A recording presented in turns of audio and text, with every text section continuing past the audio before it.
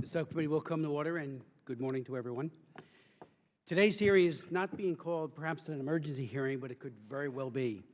Because since we first decided to hold the hearing to spotlight the human rights situation in the Central African Republic, the situation has deteriorated even further, so that today the country is on the verge of a humanitarian catastrophe. Coups and dictatorships have characterized the Central African Republic since its independence in 1960. But the current crisis is far more dangerous than what has come before. Consider this. In a country of approximately 5 million people, roughly 1.1 million citizens face serious food insecurity. Some 460,000 CAR nationals are displaced, including 64,000 who have fled to neighboring countries as refugees, and nearly 400,000 who are internally displaced. This is because there has been a complete breakdown of law and order in the country following the ouster of President Francois Bozize in March of this year. After riding to power on the back of an insurrection known as Seleka, the current dictator, Michel Djotoja, has found it difficult to disengage. Seleka, originally a political alliance, has transformed itself into a militia of about 25,000 men, up to 90,000 of which come from Chad and Sudan, and therefore constitute, in the eyes of many, a foreign invasion force. They do not speak the local language and are Muslim in a nation that is roughly 80% Christian. They have targeted churches for destruction and stirred up sectarian hatreds where none had existed previously. Indeed, the Sudanese contingent in particular are said to be members of the notorious Janjaweed, who have spread slavery and destruction in the Darfur region of Sudan, and now are doing the same in the Central African Republic. And if that is not bad enough, elsewhere, the Lord's Resistance Army, or the LRA, under the psychotic leader Joseph Kony, is also loose in the Central African Republic. Both the LRA and Seleka are said to kidnap children to serve as soldiers, and UNICEF estimates that there are now as many as 3,500 child soldiers affiliated with armed groups in the country. Djotoja has formally disbanded Seleka, but Seleka continues to wreak destruction in the countryside, and they have seized mines and other resources in the country. Even in Bangui, the situation is chaotic. One of our witnesses, Mike Jobins, has related how there have been nearly a dozen successful or attempted carjackings of humanitarian vehicles over the past 2 weeks alone, and at least 3 aid workers have lost their lives since the crisis began. In response to the victims have begun to form self-defense units referred to as anti-balaka or anti-machete gangs, which have begun to commit retaliatory outrages of their own. Rather than confront Seleka, rebels who are responsible for starting the violence or the cycle of violence often target Muslim citizens who they deemed soft targets. Thus, the violence begets more violence. The situation is so bad that just this past week, John Ging, the director of the UN Office for Coordination of Humanitarian Affairs, warned, "We are very, very concerned that the seeds of genocide are being sown." All of this is happening in a state which, by any definition, is dysfunctional. In the words of the Prime Minister, who is the closest thing to a legitimate figure in the government of the Central African Republic, and whom my staff and I met with this summer when he visited Washington, the Central African Republic is anarchy, a non-state. This descent into chaos has compounded the misery of the people of the Central African Republic, who have suffered greatly and lagged substantially in terms of development. Prior to this year, the Central African Republic ranked 180 of 186 on countries per UN Development Index. One area where the Central African Republic did lead bespeaks an irony. National Geographic ranks the Central African Republic as the nation least affected by light pollution. This, of course, is indicative of its low level of development and the neglect and an affirmative harm which generations of political leaders have subjected the country and its people. Amid this darkness, however, there are some bright spots. It is the leadership of the churches and the faith-based organizations, as well as traditional Muslim leaders, long resident in Central African Republic, who have sought to diffuse communal tensions. These indigenous Muslim leaders who speak for peace need to be recognized and distinguished from foreign fighters from countries such as Sudan, the same Janjaweed, again, who harrowed Darfur, who kill and sow destruction in the name of jihad. We will have the opportunity to hear from one such courageous faith leader, Bishop Nungo. I had the privilege of hosting Bishop Nungo in my office when he came to visit Washington this past summer. And I was moved nearly to tears as he described the suffering of the people of his country. It is leaders such as Bishop Nungo who provide assistance to all, regardless of their affiliation, and who strive for peace, who provide the greatest hope for the Central African Republic. I'd like to now turn to my ranking member and friend, Ms. Bass. As always, thank you, Mr. Chairman, for your leadership on this issue and today's hearing. Deputy Assistant Secretary Jackson and today's other witnesses, thank you for coming before this committee and providing testimony, and I'd like to officially welcome you. I believe this is your first time giving testimony before our committee. The crisis in the Central African Republic is deeply concerning, and I hope today's proceedings will offer some clarity on what can be done by the Congress to ensure greater peace and stability in Central Africa and the Central African Republic. Today we turn our attention to another crisis, this time in the Central African Republic at the very center of Africa. CAR is the size of Texas with a population equivalent to that of South Carolina. The irony of a country like the Central African Republic is that it is mineral rich, diamonds, gold, and other deposits. Despite such natural wealth, that wealth does not extend to the people. CAR has a per capita GDP of $454, a literacy rate of just over 50%, and the country's life expectancy stands roughly at 50 years. In comparison, the U.S. had the same rate over 100 years ago in the early part of the 20th century. The World Food Program reports that more than 500,000 people are currently at risk of hunger. A recent UN press release noted that in the CAR, 1.6 million people are in dire need of assistance, including food, protection, health care, water, sanitation, and shelter. In October, before the UN Security Council, the Central African Republic ambassador to the UN referred to his country as a failed state, and the UN envoy to the CAR warned that the country runs the risk of descending into anarchy and chaos. Today's hearing is about a country on the brink of collapse, a fragile state by all accounts. While debate may go on as to the Central African Republic's failed state status, the fact that we are here discussing this situation requires all of us to find better strategies and better solutions. In early October, I had the opportunity to meet with the Central African Republic's Prime Minister. He was unequivocal in seeking support for his nation.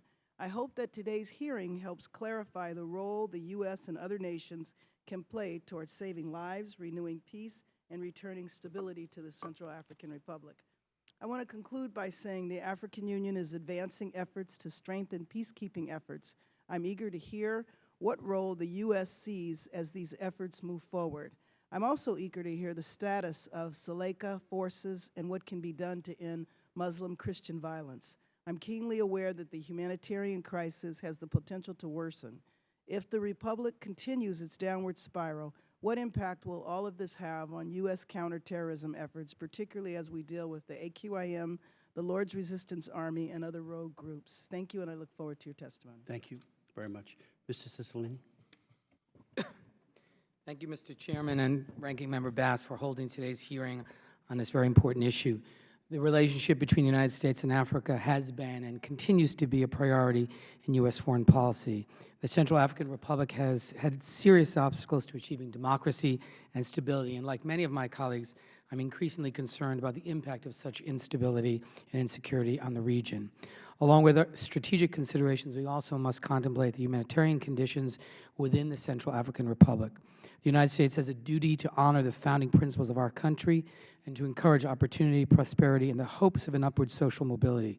With such rampant food insecurity and internal displacement in the Central African Republic, the workforce cannot truly flourish and citizens will not be able to achieve an adequate standard of living. There are several questions that must be addressed today regarding the issues that the Central African Republic continues to face, especially its economic and regional stability and the history of U.S. assistance in addressing these concerns. I thank the Deputy Assistant Secretary Jackson for being here today and look forward to his testimony. Thank you, Mr. Chairman. I give it back. Thank you very much. I'd like to now introduce our first distinguished witness, the Ambassador Robert Jackson, who is currently the Principal Deputy Assistant Secretary, Bureau of African Affairs. Ambassador Jackson previously served as our ambassador to Cameroon and as the Deputy Chief of Mission and Charge at U.S. embassies in Morocco and Senegal, and also worked in Burundi, Zimbabwe, Portugal, and Canada. Within the State Department, he has worked in commercial and consular sections and has done officer training. He also did oversight work in the Office for the Promotion of Democracy and Human Rights after 9/11. Without objection, your full bio will be included in the record. Mr. Ambassador, the floor is yours. Thank you very much, Mr. Chairman, Ranking Member Bass, and Congressman Cicilline. This is an opportunity for the State Department to offer its views on this very important subject. Seleka, a loose coalition of 4 rebel groups under the command of Michel Djotoja, began their violent trek from northeastern Central African Republic toward the capital city of Bangui in late 2012. The overthrow of then-President Francois Bozize on March 24th by Seleka forces only exacerbated the crisis. I had been following that crisis from neighboring Cameroon, and after Bozize fled the country, we saw Djotoja declare himself president, suspend the Constitution, and dissolve the National Assembly, thus leading the country into greater turmoil. We are deeply concerned by the extreme levels of lawlessness and violence that continue to plague the country. The United States publicly condemned the Seleka rebellion from the very beginning. Furthermore, the United States government suspended, as a matter of policy, direct assistance to the Central African Republic central government, but allowed for special funding carve-outs that permit NGO-sponsored programs operating in the country focused on humanitarian assistance, civilian protection, health, and anti-trafficking in persons activities, all of which focus on vulnerable populations susceptible to violence and instability. The conflict in the CAR has internally displaced nearly 400,000 people and forced approximately 68,000 new refugees into the Democratic Republic of Congo, the Republic of the Congo, Cameroon, and Chad.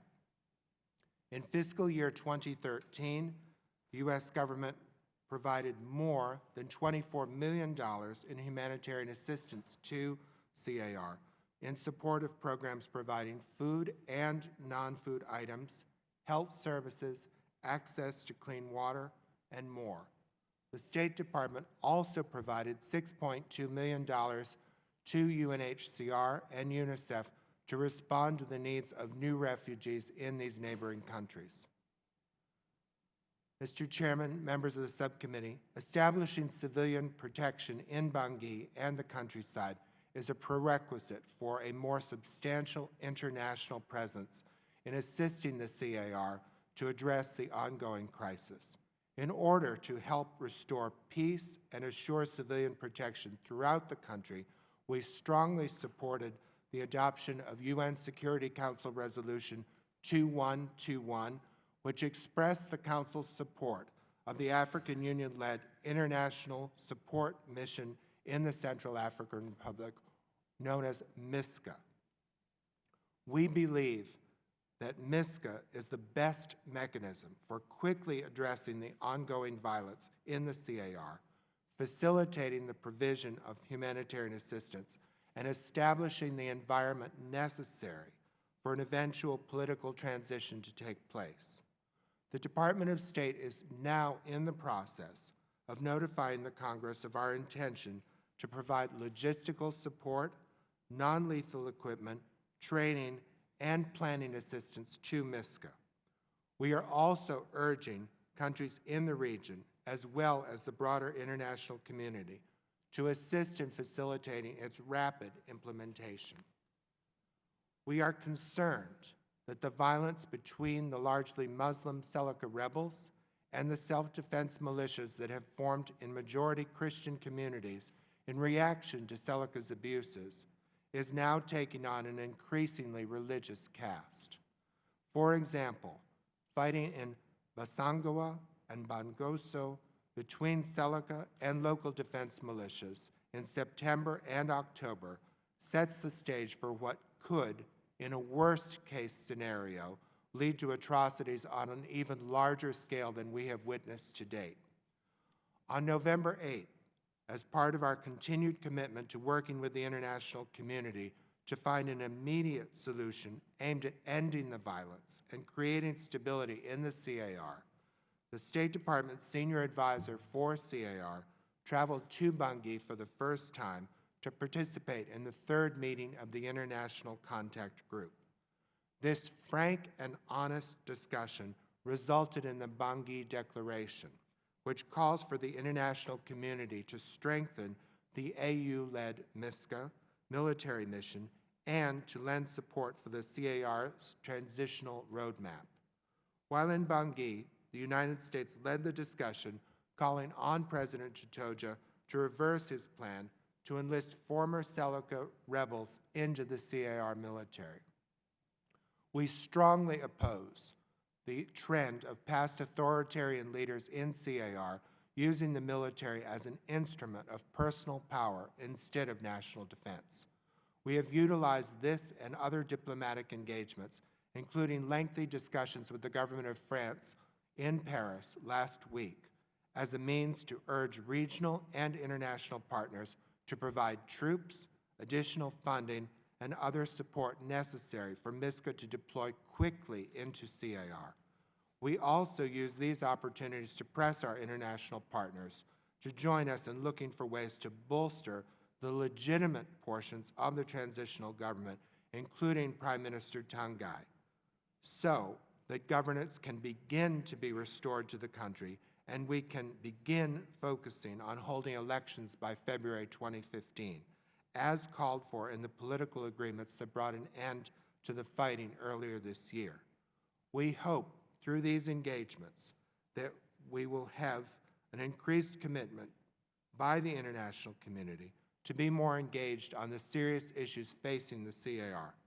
Chairman Smith, Ranking Member Bass, Congressman, let me assure you that we remain substantively engaged and will continue to address the ongoing crisis in the CAR. There is no doubt that the international community must act quickly. We are committed to working with our international partners to bring about peace and security for the people of the Central African Republic. We also look forward to keeping you and the committee informed of our efforts in this regard. I would be glad to answer any questions you may have. Mr. Ambassador, thank you very much for your testimony, and without objection, your full statement will be made a part of the record. Can you clarify whether U.S. troops are operating inside the Central African Republic as been reported? Are they helping to support efforts against the Lord's Resistance Army? What is their role? Thank you, Mr. Chairman. Indeed, we do have U.S. troops in the Central African Republic acting as advisors, and their only mission is to combat the Lord's Resistance Army and to support the AU, primarily Ugandan mission, to counter the Lord's Resistance Army and encourage defections and, of course, find Joseph Kone. You stated in your testimony, orally as well as on page 5 of your written testimony, that the U.S. has led discussions calling for President Chitoja to reverse his plan to integrate 3,500 former Seleka rebels into CAR security forces and another 1,500. What has been the outcome of those interventions? And could you, for the committee, elaborate on the composition of Seleka? Mr. Chairman, allow me to begin with the latter part of your question. Okay. We believe that Seleka originally numbered around 4,000 people. It has grown over the months since the rebellion began to about 20,000. While we have no exact count There's anecdotal evidence to suggest that perhaps 3/4 of that 20,000 originate in Chad or Sudan. As for the integration of those Celica forces into the police and the Army, we have made it very clear that we cannot support President Jitoja's efforts to do that. The Bangui Declaration and efforts by our partners in the International Contact Group, we hope will lead him to rethink that entire approach. There is no question that the CAR needs an effective army and an effective police force, but it needs to be representative of all the people and of all religious groups in the country. With regards to MISCA, you point out that you believe that MISCA is the best mechanism for quickly addressing the ongoing violence in the CAR. MISCA is what, about 2,500 troops? How robust is their rules of engagement? One of my biggest takeaways from multiple trips to Africa and elsewhere, including the former Yugoslavia during the worst days of the bombings and the killings in Sarajevo, was a lack of a mandate to truly be peacemakers rather than to be garrisoned. I saw the same thing in the DR Congo on trips years ago, and my first trip to Darfur saw the same thing as well, a rule of engagement that was far less than robust. What's their rules of engagement? Thank you, Mr. Chairman. It's worth noting that the UN mission is actually called a peace-building mission, precisely because we need rules of engagement that are very clear, that permit peace to be restored. This is not a peacekeeping mission, unfortunately.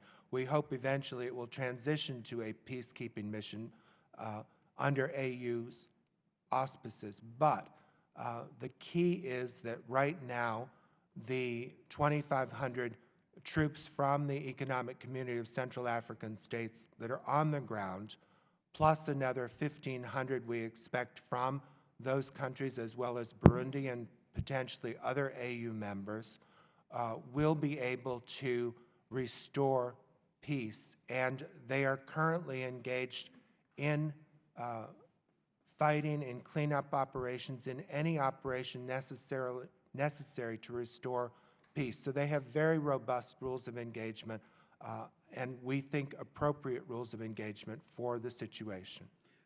Are there any funding or resource issues, lack of material, money to buy bullets for MISCA, for example, and weapons? Are there deficiencies there? Mr. Chairman, we plan to request the Congress's approval to provide about $40 million for MISCA's operations. When will that be? Within the next few weeks. We're actively working on using several different pots of money in order to have sufficient funds for this worthy mission. The assistance that we would provide would be non-lethal and would be complemented by assistance from France and the European Union in particular that would include military supplies to ensure that MISCA can fulfill its peace-building mission. Are there any inhibitions regards to training that need to be overcome vis-a-vis the Leahy Amendment? I mean, I strongly support the Leahy Amendment, but as we've recently seen, at least I've seen recently in Nigeria, there are capacities and capabilities that are not being used because the Leahy Amendment, out of an abundance of caution, people are less likely to want to train and vet individual soldiers who then could be deployed who have a human rights mindset. Mr. Chairman, I'm not aware of any impediments to deploying the soldiers that we plan to train and see in MISCA. That said, we will, of course, comply with the Leahy vetting requirements to ensure that human rights abusers are not part of the mission. Given the makeup of Celica and the whole history of this rebellion and the gross human rights violations that have taken place in CAR, adding people with a poor human rights record would only aggravate the situation. Let me ask you, if I could, on Friday, November 1st, United Nations Special Advisor on the Prevention of Genocide, Mr. Adama Dieng, asserted that violence in the country may already constitute crimes against humanity and war crimes. Civilians face imminent threats of atrocities, and he would not rule out the possibility of genocide. Has this risen to the point of genocide? Mr. Chairman, I do not believe we are in a genocidal situation. We are in a pre-genocidal situation, as the UN envoy and other experts have said, and that's why we think it's so important to move ahead with assuring that MISCA is in place next month so that we can stop the descent into worse and worse violence, and particularly into communal violence. Is the administration making any plans for a justice mechanism, the likes of which we saw in Sierra Leone, with a tribunal or some way to significantly hold perpetrators of violence to account? We have begun to discuss with the UN and partners the possibility of sanctions. We do not currently have enough information to apply sanctions to any individuals. We are in an information gathering mode at this time, but it's something that's under consideration. Finally, just let me ask you, as you know, Bishop Nungo is here to provide testimony, among others, in our second panel. The church is playing, and again, having just been in Jos, Nigeria, different country, but situations that may parallel, at least, what is going on here, and that's the Boko Haram and its killing spree that they've unleashed. One of the biggest takeaways that I've had time and again, and had it most recently with Nigeria, was just how effective, how proactive, and how comprehensive the work is that the churches provide, and that they do reach out in a very significant way to the Muslims. I mean, the Grand Imam or the highest ranking Muslim cleric in Jos couldn't have been closer to the Catholic bishop in Jos, working together to try to mitigate the violence. And Bishop Nungo will speak shortly about the efforts the church is making to try to provide safe haven, shelter, humanitarian assistance, but also to try to bridge the gap between those who commit violence and to put as much of a tourniquet on this terrible bloodletting. What's your view of the church's role, and how would you characterize the Catholic Church and the other churches' role in CAR? The church and other religious leaders have played a fundamental role in attempting to address this cycle of violence. The Archbishop of Bangui, a prominent Protestant pastor, and one of the leading imams from Bangui have been working very actively and very effectively together to sensitize their congregants to the dangers of intercommunal violence. And I believe that the bishop will certainly amplify on that, but we view their role as pivotal and potentially of great relevance in resolving the tensions that have developed over the last year. And are we backing that up with financial support to them, especially as it relates to the work that they do on behalf of victims? Again, another takeaway, as I met with the bishop in Jos, I was shocked and disappointed that under PEPFAR, he had received money for AIDS orphans. And as we were talking about the Boko Haram and the violence and all the things that he was doing, he said he was bewildered as to why his funding had been shut off for these AIDS orphans. When I got back to the embassy, I learned to my shock that only 9% of our money, health money and PEPFAR money, was going to faith-based organizations on a continent where faith-based is the go-to entity. And I'm wondering if we are assisting tangibly the bishop and the others, the Protestants, the other faith-based in their humanitarian endeavors. Mr. Chairman, I'm going to have to get back to you on that.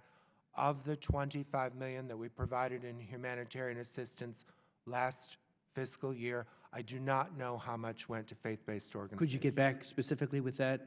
And I would hope, I don't know if it parallels in CAR, but I would hope. I mean, I was disappointed and asked them to try to do a better job, certainly in Nigeria, because the story from the bishop in Jos was frightening. He goes, what do I do with these hundreds of children? And again, these are AIDS orphans who all of a sudden he's told, oops, your program has been terminated. Please take that back. Ms. Well, Bass. Thank you, Mr. Chair. I wanted to know if you could speak a little more about humanitarian assistance that we are providing, to what scale it is specifically, and then also if it's being able to reach the West, where the attacks on civilians have been particularly harsh. Congresswoman, I don't have a good sense of the geographical distribution of the assistance. I can tell you that we have provided some assistance in the West and Northwest. We are attempting to reach the most affected populations around the country. We've provided food, we've provided access to clean water, we've provided other vital supplies, but to get into the details, I would need to get back to you. No problem. And you mentioned that soon you were going to be coming for $40 million for MISCA, and I'm assuming that's money that the state already has and you want it redistributed. Are you going to be asking for additional resources for humanitarian efforts as well? We are looking at all of the Central African Republic's needs. At this time, we're focused first and foremost on supplying MISCA with the resources that it needs. We will continue to provide humanitarian assistance from existing programs, and we are looking at how we can support the UN mission and its efforts to assure that we have the best possible elections by February 2015. Okay, and please follow up with me about the humanitarian assistance, in particular if there is additional resources that are needed, because I would like to be supportive of that. And I wanted also if you would talk about some of the regional dynamics, because I think you said that 3/4, well actually before getting to that, you talked about the Seleka forces increasing from either 2,000 or 3,000 to 20,000. And so I wanted to know if you would say a little more about that. The reason why their ranks have swelled so much, I'm imagining it's for economic reasons that people have joined in, but maybe it's not. Maybe it's ideological or religious. But I also think you said that 3/4 are from Chad. So one, why the troops have, swelled, and then two, the regional dynamics of them being from Chad. Well, we believe that 3/4 of Seleka are from Chad and Sudan. Oh, okay. The two countries. I can't give you a breakdown. I don't think there's been any kind of census. But indeed, our assessment is that the motivation has been primarily economic. Seleka has consistently pillaged and sent goods that have been pillaged out of the country, primarily to Chad and Sudan, and that's part of our basis for concluding that those are the national origins of many of the fighters. But the rebellion grew in size precisely because people saw economic opportunity, be it illicit in this case, and they profited from it and continue to profit from it. Seleka continues to have access to customs revenues and other revenues that should rightfully be supporting the national government and the people of the Central African Republic. So what does that say, that the majority of folks are not even from the Central African Republic in terms of the support for Seleka within the country? I'm not certain that we can say very much except that these people are mercenaries. There are a lot of questions about how Seleka was financed at its origins, and unfortunately we have yet to establish good facts to support various rumors that we've heard. Can you speak to some of the rumors? Some of the rumors are that there were financiers from Chad and Sudan, but again, those are unfounded. Right. Or unproven, I should say. So then on a governmental level, perhaps you could talk about the regional powers. I understand the rogue elements, but, are you saying that it's the government of Chad And what about Uganda, the Republic of Congo, et cetera? The regional countries have actually played a very constructive role. President Deby Itno of Chad has been very active working with President Sassou Nguesso of the Republic of the Congo in attempting to broker peace deals along the way, starting with the Libreville Accords and then meeting with the African Union in August, and then President Sassou Nguesso chaired the most recent contact group meeting in Bangui. So the regional leaders have been very positive. Gabon, Cameroon, and Equatorial Guinea have also contributed peacekeepers to the overall force. And I must say, the police from the Republic of the Congo have performed exceptionally well according to many reports. And so we appreciate their involvement, and that gives us hope that this force can be effective if it's expanded through MISCA. Do you think we could assist if we appointed a special envoy? Especially, you know, in the question that Chairman Smith asked about if you thought this was genocide or pre-genocide, if we appointed a special envoy, would that be helpful in terms of preventing it from going in that direction toward genocide? Congresswoman, at this time, we do not think it would be helpful. Okay.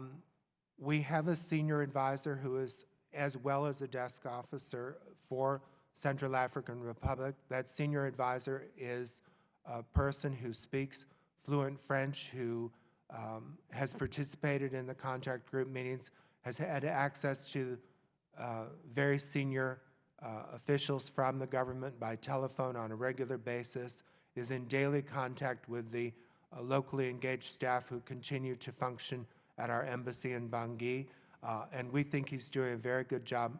So at this juncture, we think the staffing is appropriate for the situation. Thank you very much. Thank you. Mr. Sisson. Let me just conclude, Mr. Ambassador, with a few final questions, and perhaps Ms. Bass might have another question or two. In his testimony, the bishop makes, I think, a very important point in suggesting that the peacekeepers ought to be put under a chapter, under the United Nations auspices and matriculate to a UN Chapter 7 mandate, and that troops then could be obviously garnered from other states, probably mostly African states. What is your view on that? Again, I mean, you mentioned $40 million, that's a sizable sum. But again, if they don't have the mandate, if they don't have the kind of rules of engagement that will lead to a disarming of the perpetrators of violence, it could be an ill-fated peacekeeping force. Mr. Chairman, that's a great question and one that we've given a lot of thought to. At this time, we do not support the creation of a UN peacekeeping mission because we think it would take many months to put in place, and we believe that MISCA would provide the immediate security that CAR needs first and foremost. So we are focusing on the African-led operation. We believe that it can establish the security that we're seeking and put in place the conditions for elections, and the UN peacekeeping proposal may be something we want to look at down the road, but at this time we do not think it's a viable option. Well, with all respect, could it be looked at simultaneously as MISCA is itself being beefed up? I mean, a transition can be done on a parallel track, and that would bring more players into it in terms of financial resources. I mean, I don't see what the downside would be, especially since we've had a mandate problem. On my first trip to Darfur, I met with a major named Ajumbo, who told me while he was there, he goes, you know, this is after being with him a day and a half, he goes, I was in Sarajevo during UNPROFOR, and I have the same mandate here. We walk around giving the appearance of protection, but it is a facade. And he was very, very upset about that. And of course, the rules of engagement for the Darfurian peacekeeping was significantly ratcheted up over time. But initially, it was awful, and beyond awful, because it gave a false sense of protection to the people. And that's exactly what happened with UNPROFOR, particularly with Srebrenica and all the other atrocities when peacekeepers were deployed and facilitated, perhaps unwittingly, the violence. So I'm just wondering, you know, what the downside would be of a simultaneous track to try to get a Charter 7 mandate. Mr. Chairman, I'll take that under advisement and confer with my colleagues at the department. We still believe that right now MISCA is our best option. One final question. The bishop also points out that he is organizing care for over 35,000 people.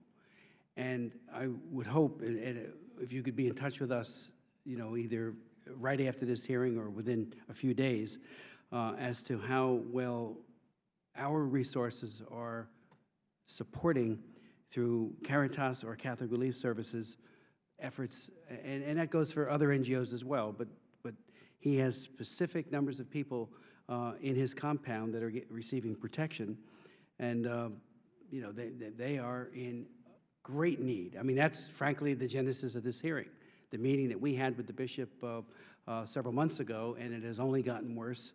And so I do hope you will see how we can beef up that humanitarian assistance to these NGOs and to these church-based groups. Mr. Chairman, we will definitely look at that and respond to you as quickly as possible. I really appreciate that. Well, looks like nobody else is here.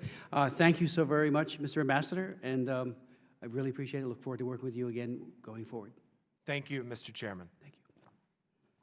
I'd like to now welcome our second panel to the witness table, beginning with Bishop Nestor Nungo from the Basangoa Parish, or Diocese, I should say. He has been the bishop there since 2012. This year, he is also the vice president of the Central African Catholic Bishops' Conference. He's a member of the Missionaries of Africa Society and was on mission in Nigeria from 1998 to 2004. He then filled numerous duties in the Diocese of Strasbourg in France, including chaplain to the Africa Missions College, to the Boy Scouts, and to a state hospital. He was also responsible for the Africa Missions Chapel and pastor to the Terence de Mission Parish from 2004 to 2012. We will then hear from Mr. Mike Jobbins. Did I pronounce that correctly? Who is the Senior Program Manager for the Africa region at Search for Common Ground's Washington headquarters. He supports the design, development, and management of FSCG's conflict prevention programs in Africa and has led the startup of its work in the Central African Republic. Mr. Jobbins has 10 years' experience working on violent conflicts in Francophone Africa. Most recently, he was based in the DRC and Burundi, working with the Common Ground's Violence Prevention, Security, and Sector Reform and Refugee Reintegration Programs. Mike previously worked at the Woodrow Wilson International Center for Scholars Africa program. And without objection, the full bios of all of our witnesses will be made a part of the record. We will then hear from Mr. Philippe Bolopion from Human Rights Watch. He joined Human Rights Watch as UN Director in August of 2010. Prior to that, he spent 5 years working with the French daily Le Monde as the UN correspondent. There he covered a wide range of UN issues and traveled to such places as Darfur, Eastern DRC, Sri Lanka, Gaza, and Haiti. He has also worked as a journalist covering the United Nations for France 24 and Radio France International. Prior to working in New York, he was based in Pristina, where he reported on the end of the Kosovo conflict in 1999 and 2000. So a great deal of experience does he have. Bishop, if you could proceed.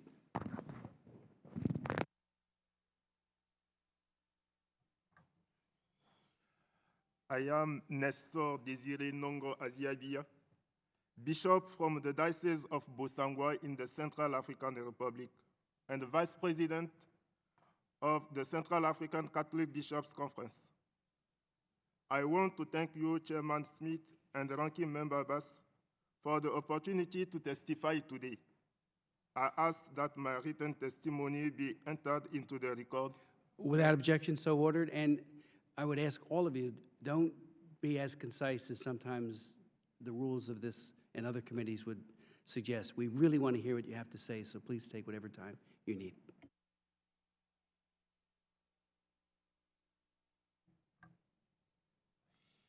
My diocese and its people are at the epicenter of an unprecedented crisis that began last March. More than 35,000 people have taken shelter in my diocesan compound in horrible conditions to escape the deadly violence.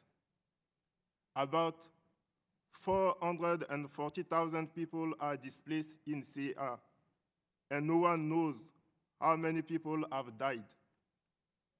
We believe that about 25,000 people, Seleka militiamen, are responsible for this violence.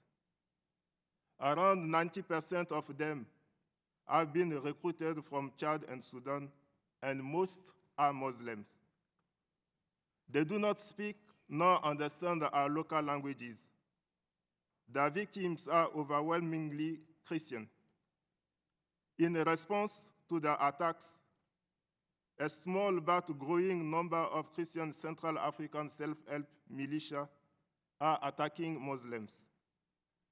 The entire population is living in fear, and the country is now in a state of a complete insecurity. I come to urge you to provide immediate assistance to end the violence. The United States, working with France, the UN, and the African Union, should fund an increase of MISCA troops to secure the entire country, the south of Texas, and equip the force to disarm and demobilize the mercenaries and return them to their home countries and reintegrate the Central African citizens back into our society. This force should be put under a UN Chapter 7 mandate to ensure impartiality and the legitimacy to use force as a last resort to save innocent civilian lives. We are grateful for the $40 million under discussion by the administration for this purpose. Second, the United States and its partners should fund humanitarian assistance to allow Central Africans to return to their villages and rebuild their lives.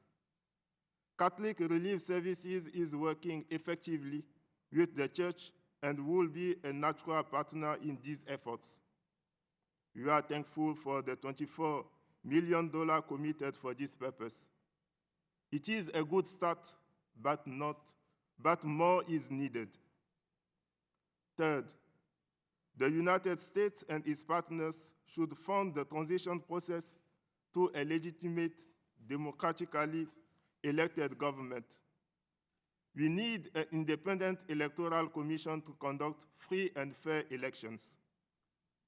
Assistance should also be extended to civil society and faith-based groups so they can protect civil rights and ensure government leaders serve the common good.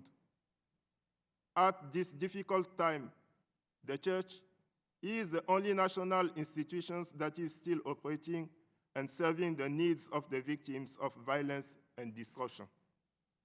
In ending, I would like to emphasize two important points about the nature of this conflict. First, the March 2013 overthrow of the government was about gaining access to political power. Seleka attacks on Christian communities have created a growing sectarian conflict in CAR that never before existed, that will make the conflict more intractable. Second, our rich natural resources are funding the current militias and could attract other armed groups, criminal networks, or even terrorist groups looking for a safe place to operate new recruits, and a source of financing for their operations. This is a formula for persistent regional instability that must be avoided. We urge the United States to rally the international community in our time of need. This is clearly a moment when you can be a modern-day Good Samaritan to the Central African people who have fallen prey to perpetrators of violence and destruction. We hope and pray that the United States will rise to this call and help us rebuild a new, free and democratic Central African Republic. Thank you for your kind attention. I welcome any questions you might have. Thank you so very much, Bishop Dongo. Mr. Juppins.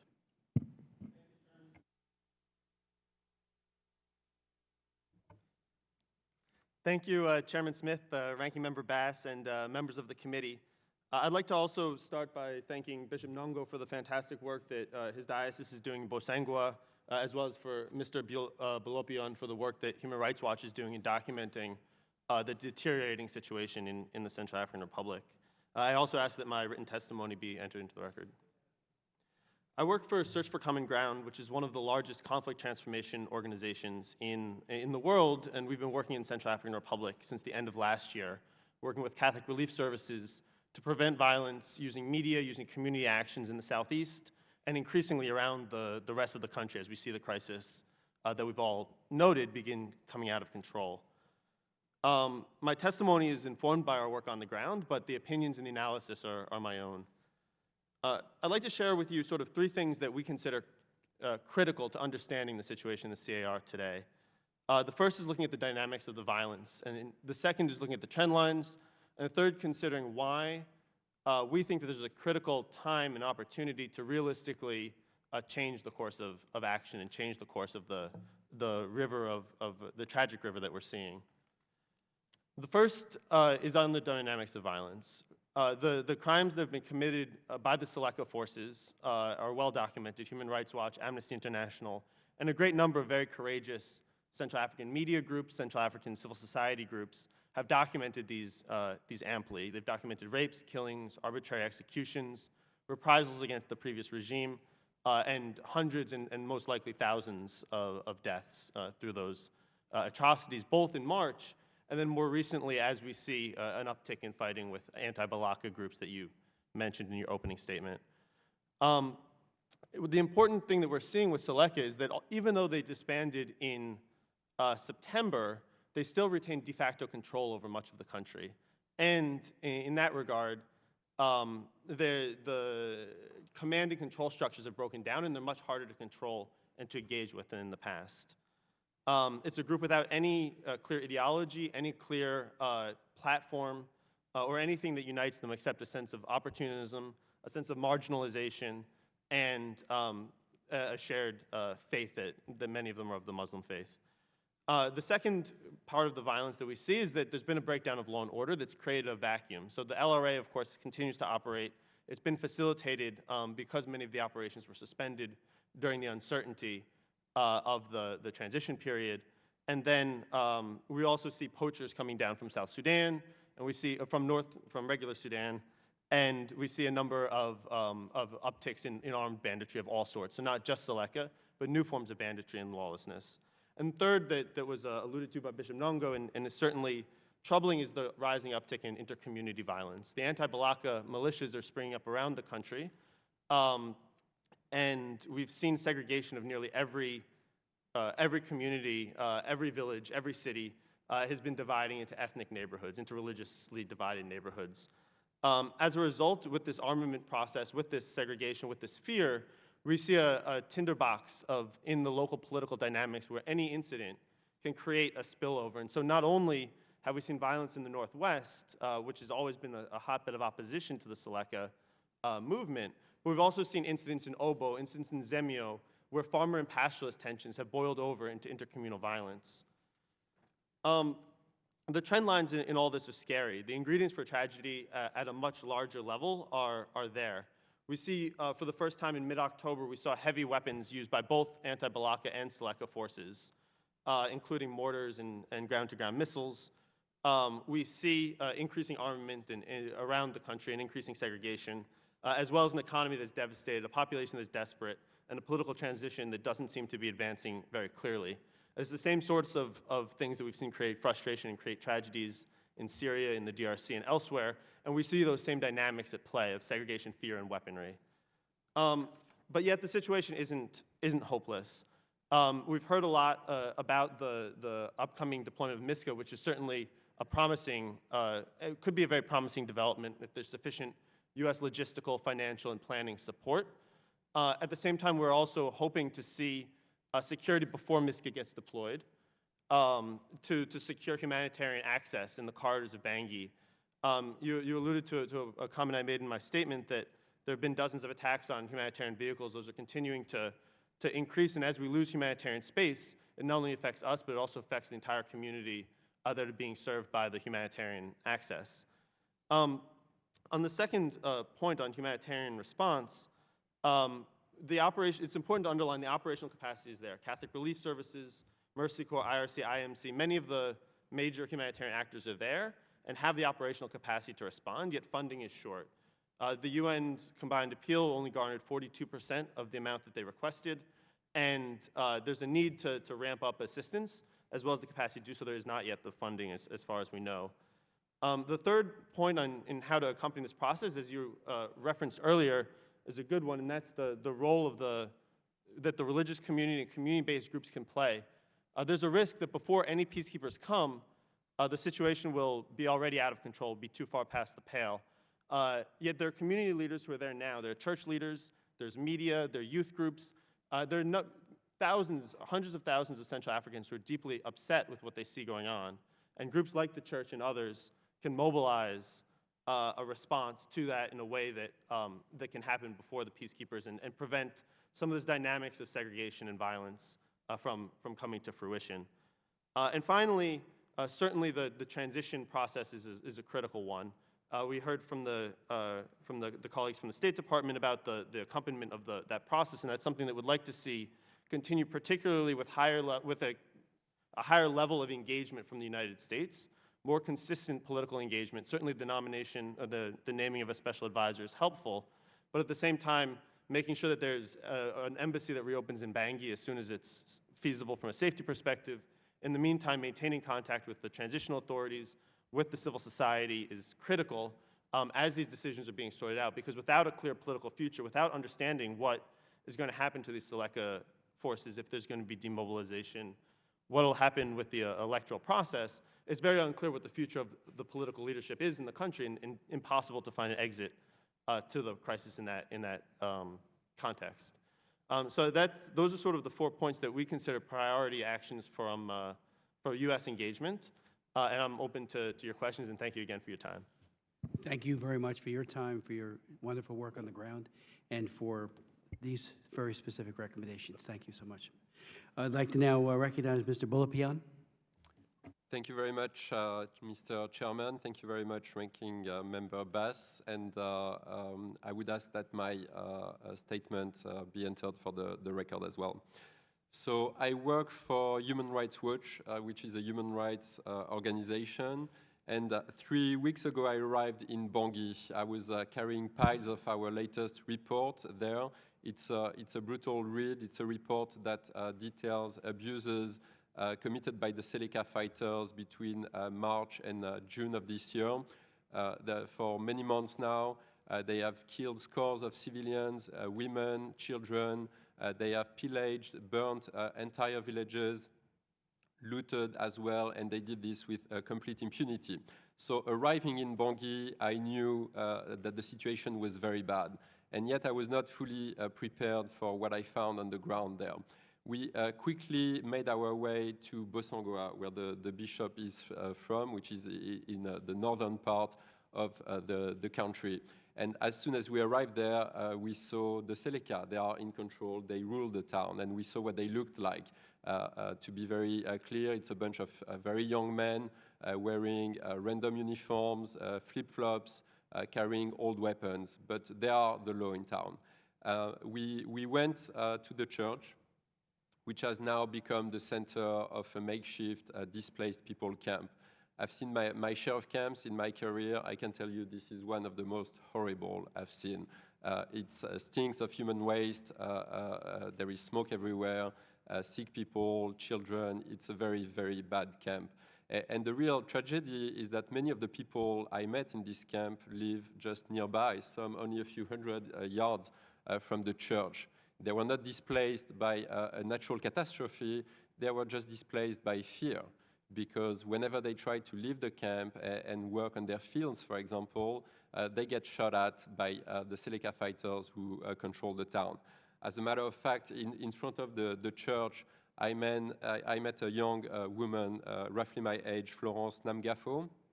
She was carrying an infant child there who had a really nasty wound on his arm, and he was injured by the same Seleka bullet that killed his father close to their field and for absolutely no reason. And this woman only survived because she played dead for several hours while her kid was screaming in pain, unable to assist him. Now, if you walk a bit away from the church in Bosangoa, you quickly meet the Muslim communities. You have about 4,000 people. They live around what used to be the school, what used to be the court building in very poor conditions as well. And these people were not displaced by the Seleka.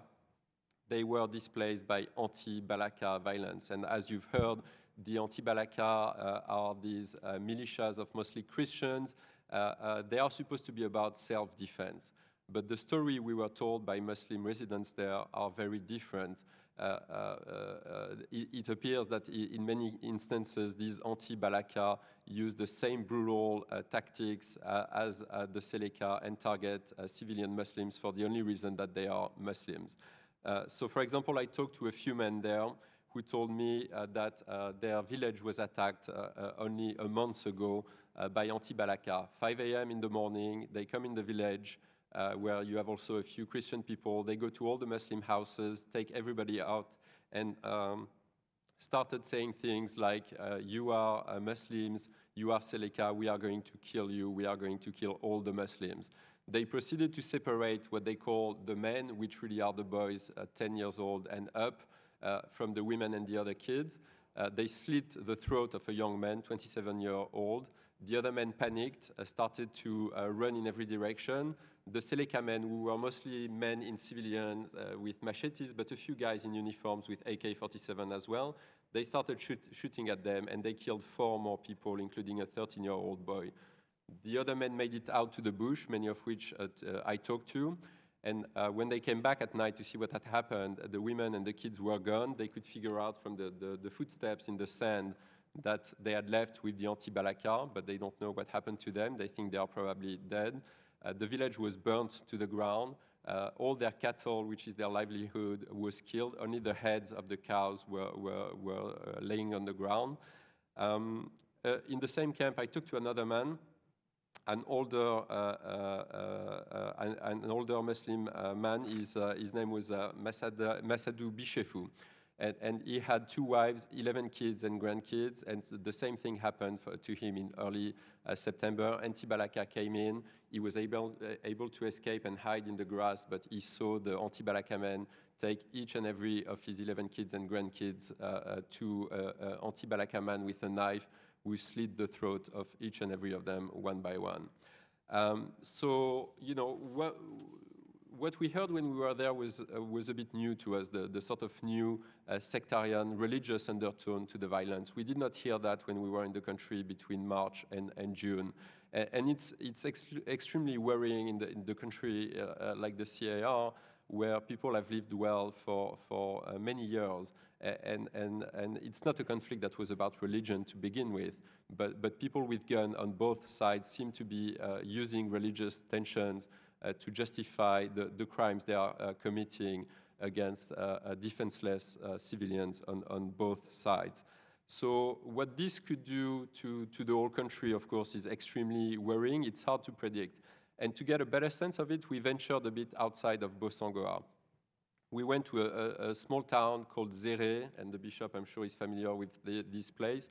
There was no one on the road. We drove for 2 hours without meeting anyone. The few women we saw alongside the road were so scared when they saw us because they thought we were the Seleka because we had a 4x4, that they were running into the bush, dropping all their belongings, everything they had. One of them even dropped a baby on the side of the road. It took us half an hour to find the mother to take the baby back. When we arrived in Zere, it's a very eerie feeling. It's a ghost town. The church has been burnt. The mosque has been destroyed. We counted 300 burnt houses there, including all the Muslim houses. It's completely devastated. And we spent a bit of time there, and eventually some men came out of the bush. They were carrying spears, machetes, old guns, knives. They told us they were not anti-Balaka. And they described the Seleka violence. When we asked them about the burnt Muslim houses, they said they did not know what happened. And they told us about the kind of lives they live now. They live in the bush, 3 kilometers out in the bush. The kids are dying of malaria. The women are giving birth under trees, and they are getting absolutely no aid whatsoever. People in Bossangoa have a bit of aid. These people do not.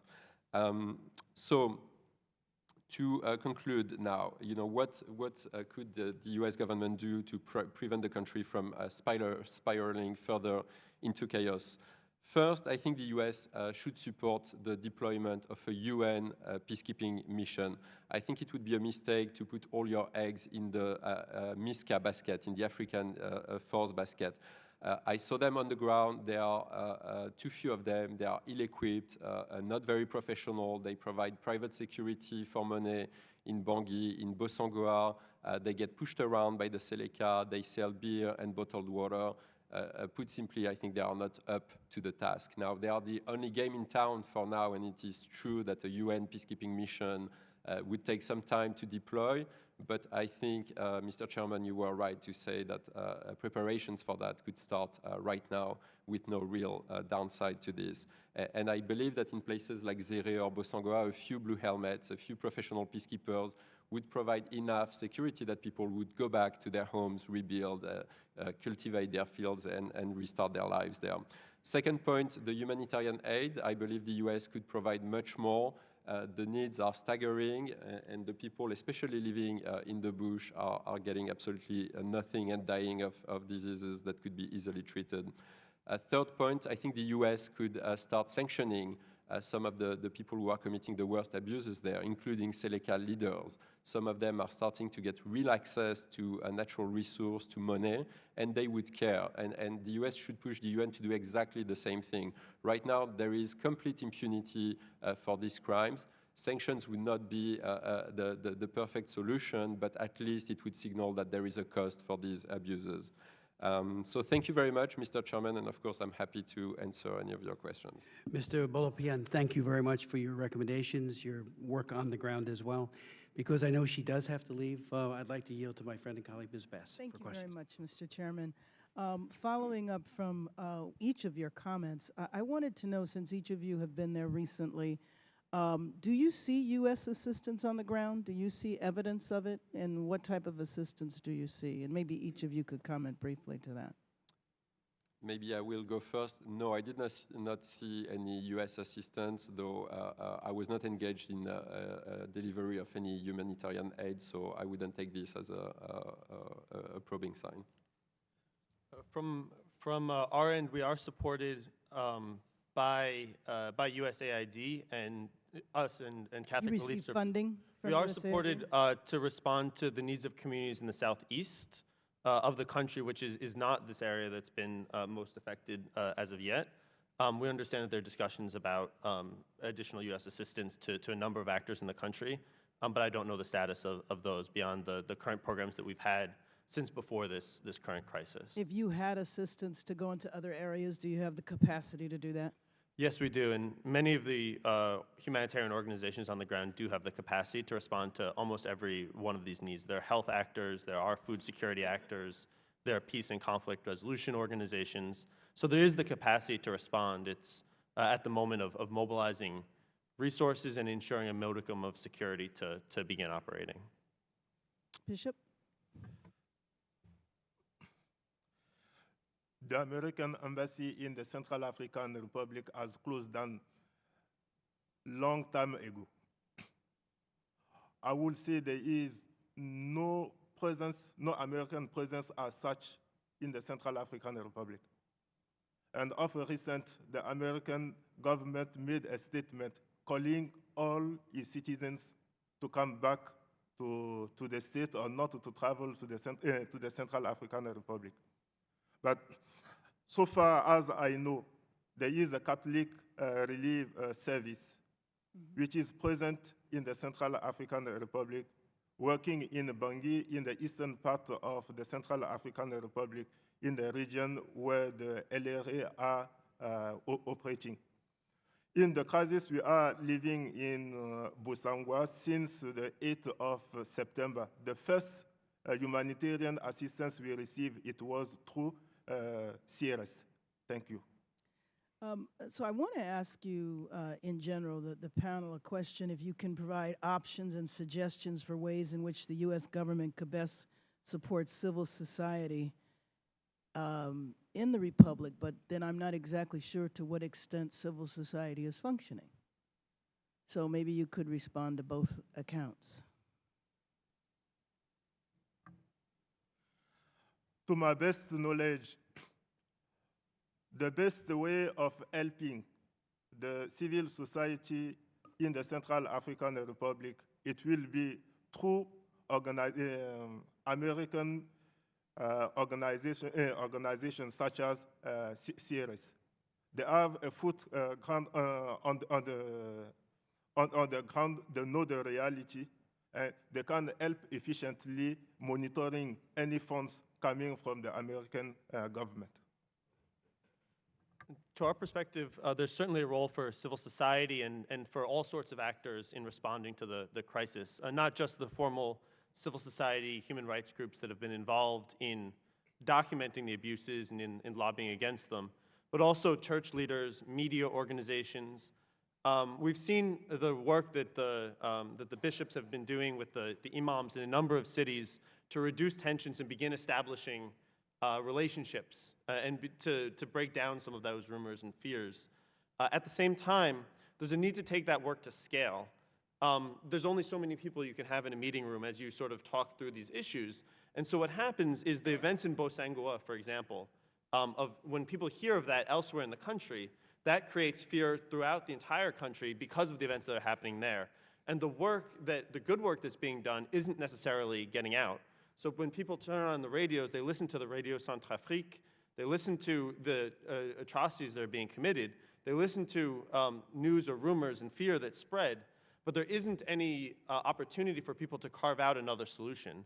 And so media can play a key role in promoting that, in both managing rumors and also promoting moderate voices, promoting nonviolent voices, recognizing that everyone, every Central African is deeply upset by what they're seeing happen to their country. But there's this choice that young people have to make. Do you join, Right. you know, if you're young and afraid of your own personal safety, do you choose to align yourself with an anti-Balaka group or align yourself with a different kind of armed group, or do you choose to engage with the people who you're fearing from so that you're developing a way to protect yourself as a community? And ultimately, that's the choice that everyone has to make, and yet it's not something that's being discussed, or it's not something that's being actively supported. And so there's a huge opportunity to support religious groups, but to support human rights groups, youth organizations, media organizations, to start having that conversation and supporting the people who are making that choice to protect and look out for their community in a way that doesn't necessarily lead the country further down the road to chaos. Yeah, and people need a third alternative, obviously. And I know you're talking about international organizations, and maybe you're talking about domestic organization, because I was, in terms of what is the capacity on the ground of domestic organizations. And maybe you could follow with both. Yeah, I would say the number one issue right now is security. If you are a human rights activist, even in Bangui today, if you are a journalist, you ought to fear for your life. And so that climate makes it very difficult for anyone to operate freely in the country. Journalists recently have been interrogated by Noureddin Adam, who is the head of intelligence in the country. I spoke with the highest ranking imam in the country, Imam Kobin. He told me that only a few weeks ago he received death threats from a high-ranking person in the government with the rank of minister.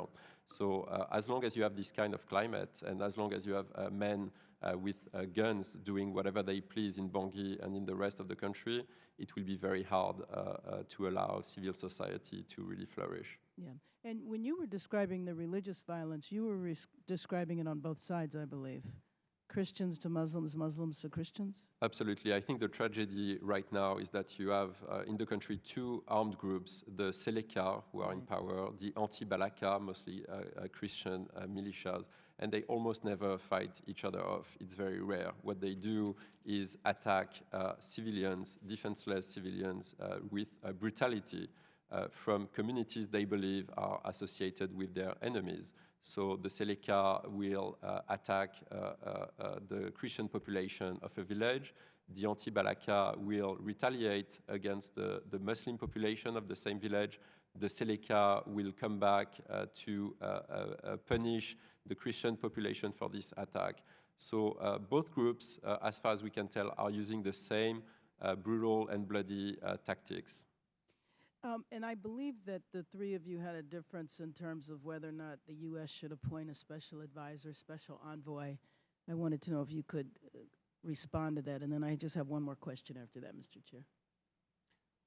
Maybe I'll go first then. It's not a recommendation we have made so far, but I believe any measure that would elevate this issue in U.S. foreign policy and bring it higher level attention would be beneficial. The Central African Republic for a long time has suffered from being ignored. Most people would not be able to place it on a map. So anything that can start changing that, given the urgency of the situation on the ground, would be positive, I believe. From our end, we do work closely with the special advisor who was here earlier, who's in the State Department. From our view from the ground would be as soon as possible to reopen the embassy and to have a full diplomatic presence to engage in these very sensitive questions and to monitor, of course, the assistance that hopefully will be provided. But at the same time, what we're also asking is for increased visibility, increased public statements, increased awareness from within Central African Republic that this is an issue that the U.S. is watching, is caring about. We've seen several cases where international lobbying, international concerns about crimes being committed, about the responsibility of certain selected commanders for committing crimes, has yielded real change on the ground in terms of people being rescinded from various posts because of international support, international recognition. And so the more that the U.S. publicly engages, it can only have positive results for the people in the Central African Republic. Thank you. I don't believe personally that the American government could make much difference or much change in the situation on the ground in the Central African Republic from Washington. We need to get people on the ground to live the experience the Central African people are going through. Of recent, a delegation from the UN security visited Bosangwa. They came by plane, spent 6 hours around within the city of Bosangwa. Prior to their visit, means were taken for their safety, for their protection. Troops were sent in from Bangui. While the people living in Bosangwa, they don't have such security. I made that clear to the UN assistant in matter of security. If you want to have a feel of what the people are living, experiencing, don't stay within the city of Bosangwa. Get out of that city in a radius of 25 kilometers. Things will be different from your own perspective. So from this office, from any office in Washington, we will be talking, but we won't be feeling what the people are living in the Central African Republic. Thank you. And my last question to you, Bishop, the Principal Deputy Assistant Secretary, that's a mouthful, mentioned that there was the potential for elections in 2015. And based on everything that we've heard today, how on earth could elections be held in 2015? I mean, do you see parties formed? Is there candidates that are trying to garner support? What is your thoughts on whether or not the nation would be ready for national elections in 2015? I would say it is possible that election might be fairly conducted in 2015, if only conditions for security are guaranteed into the country. By sending in MISCA troops or whichever troops, but with specific mandate to bring in peace. I would like just to give you a testimony from the call I had with my Vicar General early this morning. At exactly 3:29 a.m., I called my Vicar General just to have the latest news from Busangwa. The news he gave me was really threatening because the city of Busangwa, as for now, has been surrounded by the Seleka elements. They increased the number in that city. So you can't travel outside of Busangwa. Busangwa is, I will say, a big open prison. So on one direction, the Seleka killed 5, they came across a group of 5 young men, killed 3, dropped their bodies into a river. 2 managed to escape and then ran to the Catholic Church for their lives. On the other direction, they came across the anti-Balaka militia group. They fought. They lost a few members of theirs. As they returned back to Busangwa, they surrounded the Catholic mission with the over 35,000 people displaced there, threatening to shoot at them. So this night, the people in the Catholic Church compound couldn't sleep. That was the message I received. I called the Minister of the Security and Internal Affairs, asking him to react. And the response he gave me was a pathetic answer, because his life is threatened. He has been accused of plotting against Ndotoja and his regime, because he's telling him the truth. And those surrounding Ndotoja don't want the change. That is where we are coming to. They came, they want to stick to the power, and they will use all means at their disposal to stick themselves into power. Bishop Nongo, let me ask you, so right now as you testify, the people that you are trying to protect are under siege, surrounded by people with weapons. What does MISCA do? Do they in any way deploy? Do they? What is the response? How many people are surrounding the compound? Presently, MISCA is not in existence because the decision will be taken hopefully in December. We have presently the MICOPAX operating in the Central African Republic, but MICOPAX is helpless. They are, from my perspective, observers of all the abuses committed on the population, against the population. They are there to see that you are killed in a proper way, and then maybe take the news abroad. We have a group of about 60 or 80 micropass elements base in Bosangwa. To protect over 35,000 people displaced at the Catholic Church, we have an average of 12 or 15 men posted there. There are 3 who are posted at the school where the Muslim displaced people are. It is not enough. We want the deployment of a UN force in that country to better protect the population. Let me just, and I know, Mr. Jobbins, you in your testimony talked about that prior to MISCA's deployment, and of course I understand that they're not deployed, that there's a heightened sense, I mean, a dangerous situation seems to be even more dangerous if that's possible, because they're not there and yet the bad guys know that they're coming. Would all of you agree that a UN force, blue helmets, with a Charter 7 mandate is required in this situation? Otherwise, we might see a false hope and expectation that MISCA can bring about protection. I mean, that was the bishop's comments to my staff and I when we met several months ago. You know, if we haven't learned that lesson yet, that you got to have the right force or else there's a dooming to failure.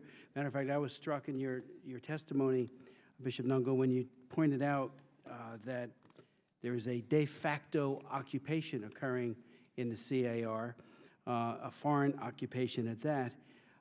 People from the outside actually have pretty much invaded your country. And I don't think that's as appreciated as it ought to be.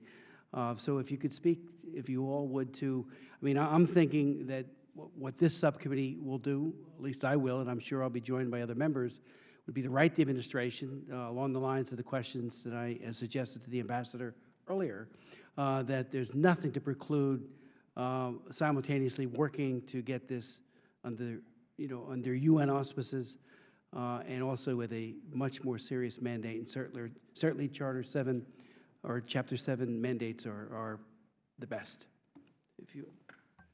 If I may comment on that, Mr. Chairman. I mean, I think there is no question that right now the African troops are the only game in town. They are the only one on the ground, and if they were not there, the situation would probably be much worse.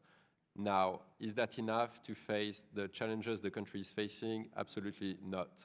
The Archbishop described the numbers of troops in Bosangwa. I saw them. I've seen peacekeepers in other countries. They patrol, they have armored vehicles, they have a sort of aggressive stance, and they are ready to confront anyone who is antagonizing civilians. This is not the case in Bosangwa. At one point, when we were leaving the cities for these day trips to see villages around, there was a crew of foreign journalists that wanted to come with us with an escort from the FOMAC, the African peacekeeping mission there. And we didn't have any escort. We were allowed to go through the Seleka checkpoint. The BBC were authorized, but the FOMAC patrol was stopped by the Seleka, and they just went back to their base. So they are not ready to confront the bad guys there. So what to do about it? I think they need to be supported right now, and I think the $40 million that could be put to that are probably a great thing, but you need to start planning right now for a UN peacekeeping mission. Yesterday, the UN gave to Security Council members a very good detailed report giving options for how the international community could help with the situation. And the options range to very minimal support to MISCA to all the way to a full-blown UN peacekeeping mission of the type that you have in the Democratic Republic of the Congo, in Liberia, in Ivory Coast, for example. These would be blue helmets. They would be certainly not the perfect solution, but they would be much more professional than what we have right now. They would have armored vehicles, communications, command. They would have a civilian component of the mission that could work on justice, elections, security, things like that. So the UN is ready to do it. There is a good report on the table, and I think the US should consider it in a very positive light. Another offer that the UN Secretary General made is to say, look, It's a very urgent situation. Things could go really bad. You could give us the authorization to redeploy UN peacekeepers from neighboring countries to intervene in the country if it comes to that. I think it's also something that should be looked at very carefully. Excellent point. Before we go to Mr. Jobbins, one of the biggest takeaways from Srebrenica, and I've been there for reinternment of some 800 bodies when about 8,000 Muslims were slaughtered in the course of about a week, was that the peacekeepers, UNPROFOR, they were all about force protection, not civilian protection. And we've seen that replicated time and time again. And as you pointed out in that conversation about how the peacekeepers were turned away and went back to their barracks. I mean, if that doesn't underscore and illustrate, a deficiency, I don't know what does. So thank you for that. Mr. Jovins. From our end, we don't have any particular insight into whether a UN or African Union peacekeeping force is the most effective. But our position in evaluating the different plans, and certainly the ones that were put forward by the UN Secretary General yesterday, the questions that we have to ask ourselves is the speed of deployment, how can we get the most troops on the ground fast with the mandate that they require? Those, as far as we're concerned, are the only criteria. And which international administrative body it falls under is less important than the speed, the numbers, and the mandate that they have, and the degree of mobility. What's important to understand is that we have a very tragic situation in Bosangoa. We have dozens of other cities where there are almost as tense situations. And so the peacekeeping force needs to have the mandate and the troop strength to be able to cover a very large space the size of Texas that's sparsely populated, and where, because of the climate of fear, conflict and tensions can erupt relatively quickly in a number of different places. And so mobility and geographical coverage is important. Is the troops contemplated on the MISCA adequate? The troops contemplated under MISCA, I believe under the latest, it's 3,600 who are authorized, and they're looking at potentially going up to 9,000. In terms of the numbers, I'm not a military planner, but they certainly need quite a lot. And the only other component that we would add that hasn't been mentioned yet by my co-panelists, but I hope they would agree with us, is also the support to BNUCA, which is the political arm, which was also recognized in Security Council Resolution 2121, and the need for sustained UN political engagement on human rights issues, but also if we want to see elections, we want to see these things, there needs to already be an international political accompaniment as well as the security accompaniment.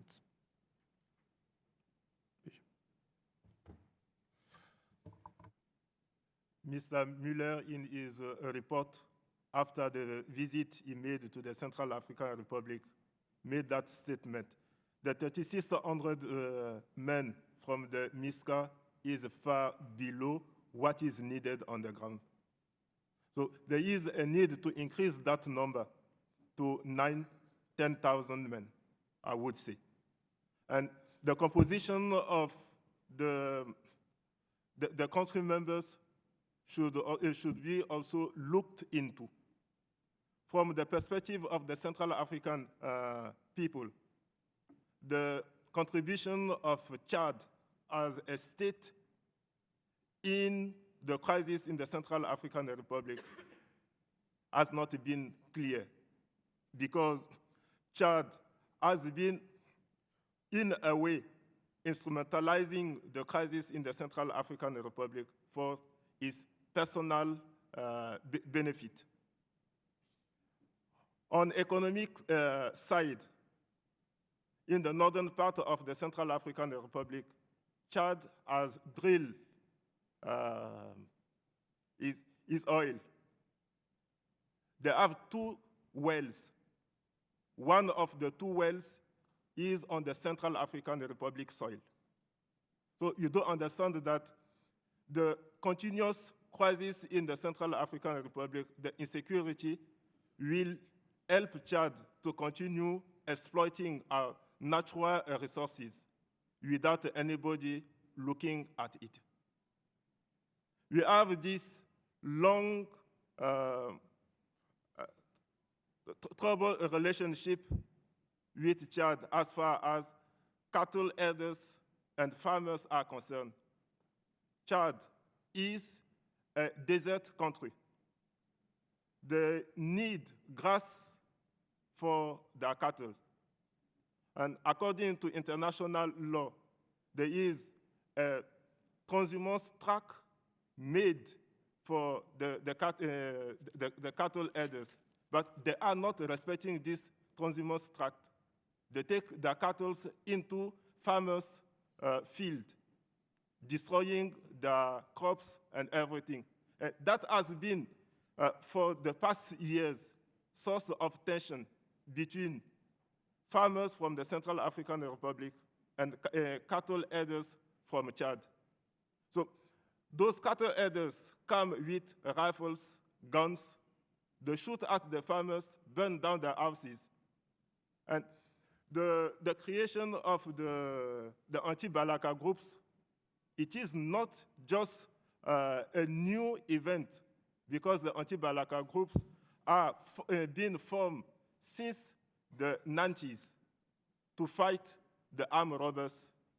And then they have been fighting these cattle herders coming from Chad, destroying their crops, their villages, their houses. And now they are fighting to protect what they call their right. So we need to look into that. The international community maybe should help the Central African to sort things out with Chad. Bishop, thank you. I'll put my remaining questions on temporary hold because we have the privilege of being joined by the chairman of the full committee, Congressman or Chairman Ed Royce. Thank you very much, Chairman. One of the concerns that many of us had with respect to the activities of the Janjaweed when they were participating in ethnic cleansing, which they still are, in Sudan, was the spillover effect that would have in the region. And what we have seen are the same tactics of the Janjaweed. Indeed, probably 85%, 90% of this force is not indigenous to Central African Republic. It's coming in from Sudan, it's coming in from Chad. And these foreign fighters have learned a particular method of operation. And what we see them doing in towns across the Central African Republic is committing the same types of looting, of rapes, of torture as well here. By the way, they're in their focus on going after the Catholic Church, which is at this point is probably the only real institution functioning in the country, and functioning on the standpoint of not just the school systems that they deal with, but also in terms of the social welfare network. In targeting a country which is 85% Christian and 12% Muslim, the other danger here is that they're going to ignite, as you're discussing, the sectarian conflict. And just as this has expanded, you're going to have a continued arithmetic increase in the struggles between Christians, animists, Muslims, because as the bishop has explained, one of the consequences of this is if you're taking cattle that you've herded and you're turning it over later to a local Muslim cattle herder, then the tensions are going to be expanded to the ethnic tensions within that local community. And the real danger here is that, this is a country the size of Texas that is engulfed now, but we're seeing this MO, deployed across North Africa. And the reason we are supportive of action being taken is in order to try to arrest this. We met with Samantha Power, our new ambassador to the UN, had a meeting with her in the committee last week, and this was the foremost issue she wanted to talk about, which is indicative of how destructive this is going to be in terms of the African continent. I think the other aspect of this I'd like to ask you about, and I'll just expand this into our ongoing effort after 17 years or whatever it's been. We've finally had a pretty good operation going against Joseph Kony under legislation that we wrote. And that focus was on running Kony down, and he was in the southeast area of the Central African Republic. And all of that seemingly has been put on hold as we deal with the bigger disaster, allowing him theoretically to regroup, to resupply. Again, it's been problematic in the past that the Sudanese government has supplied him. I don't know that they would continue to do that, but their tolerance of the activities of the Janjaweed and their encouragement of it has helped put us in this crisis today. So just some observations on those 2 points, if you would, and thank our panelists again, and Chairman, I thank you, and Karen Bass for your engagement in this. And by the way, Mr. Marino has been very involved as well, and I really think it's going to take members' engagement here in order to push up, the focus on the Central African Republic and on the need to get the support there, both in terms of what we do for relief, but also in terms of MISCA's efforts. Go ahead.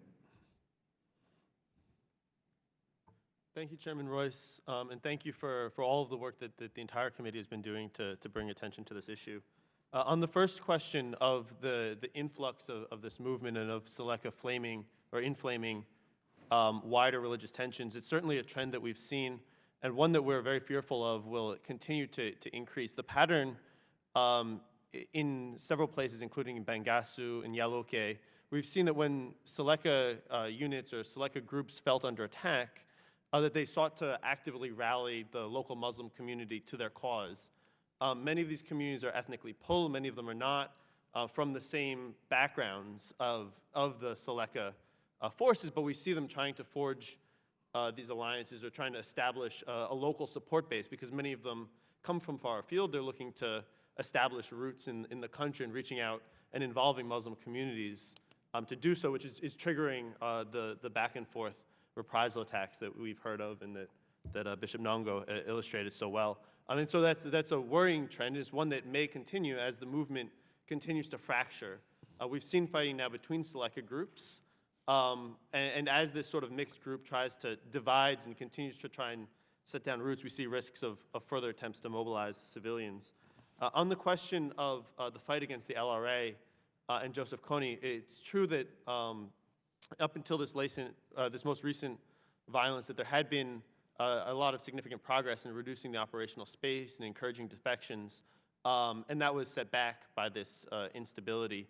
It seems as though efforts are ramping up, but it's true, it's true that there was a moment of pause in which the LRA was able to regroup, and we're quite afraid that as the dry season sets in, there's going to be increasing trade between the remote areas that are historically targeted. And so as traders move back and forth between these cities that haven't been resupplied, first because of the fighting, then because of the rainy season, as people have to start getting food, have to start getting supplies out to these remote areas, those are new targets and new opportunities for the LRA and other armed groups to prey upon. Thank you. I again thank the panelists, and I'll yield back. I know Mr. Marino has been waiting, and I also want to thank him for allowing me to go out of sequence. But thank you, Mr. Chairman. We are joined, one of the wonders of this committee and really of Congress is that there are so many people of extraordinary talent. Well, Mr. Marino used to be the U.S. Attorney in Pennsylvania, so has a wealth of law enforcement and was a very effective U.S. Attorney. He's a member of our subcommittee, and I yield to him as much time as he may consume. Thank you, Chairman. Gentlemen, welcome, and I apologize for being a little late. I'm doing the traditional marathon here today because of 3 committees simultaneously having hearings. But I have a constituent in my district in the 10th district of Pennsylvania. It's the north central, northeast, actually. It's the largest district in the state. I have 15 of the 67 counties. So it's a very large geographical area. And John has been working with the Central African Republic, in the Central African Republic, for a number of years with the Christian Broadcasting Network. And John has he has an ambivalence concerning Chad, fighters from Chad, going into the Central African Republic and choosing sides. What is the U.S. doing to address Chad's role in the Central African Republic? And on top of that, what is the international community doing as well? So, Mr. Bolo-Pignon, am I pronouncing that correctly? Yeah. Thank you, sir. We hear a lot of things, too, about the involvement of Chad in what's happening in the Central African Republic. We have not done extensive research on that. We do not know who is pulling the strings and who is playing what games exactly in the country. Frankly, it's very hard to follow because at times alliances are made very quickly, as fast as they are being rescinded. So it's a very complex situation. I would say that Chad will soon join the UN Security Council starting on January 1st. They will sit around the table there with the US, and they will have a major say in decisions the UN Security Council will take about the situation in the Central African Republic, including for the deployment of a UN peacekeeping mission if it comes to that. So I think your question is extremely relevant, and I believe that the presence of Chad around the table will provide the US government with ample opportunities to ask tough questions to the Chadian diplomats there. Okay. I'm going to shift gears here a little bit, and then if you gentlemen would like to respond to any of the questions when I get through these, I only have 5 minutes. Thank you, Chairman. It has been brought to my attention, and I would like to know if you could verify this for me, any one of you could verify this for me, that USAID has been reluctant to work with religious-based organizations throughout the world, and which is especially harmful in the Central African Republic. As the chairman keenly alluded to, the Catholic Church is probably one of the last humanitarian organizations still functioning in the Central African Republic. Is that the case? Are any of you finding out that USAID is reluctant to work with the Catholic Church? Bishop, this sounds like this right in your area. I don't really know the policy governing the way the American government is working and then dispensing is help or assistance, humanitarian assistance, through which organization I can't really see, because I haven't been working with the American government, neither benefiting from any assistance from them. But the only thing I know is when the crisis really broke up in Bosangwa, the first emergency assistance we received, it was through CRS, which is a faith-based organization, an American faith-based organization. Where do they get their money? I guess from the American government. Okay, I want to make Gentleman yield on that? Yes. In part, but in large part, very often it is raised through other sources as well. So I did ask the ambassador when he testified, to Ambassador Jackson, if he could give us a full accounting as to how much money has been let to faith-based organizations. And I pointed out my deep disappointment, having just returned from Nigeria, when I discovered, really to my shock, that despite having ample capability and capacity, the church was largely overlooked, and just 9% of our PEPFAR money and health dollars were going to faith-based organizations. And I'm talking about mostly indigenous, on-the-ground infrastructure and capacity that was being overlooked. And thank you for bringing that point, because John, my constituent, who spends a lot of time there, brought this to my attention.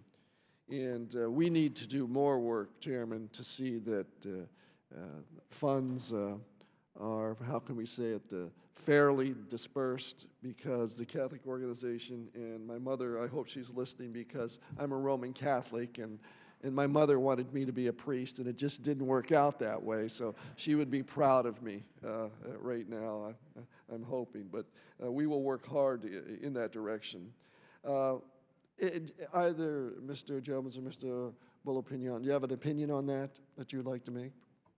What I can say, we're not a faith-based organization, but we work very closely with Catholic Relief Services in the southeast of the Central African Republic, and that is supported by USAID.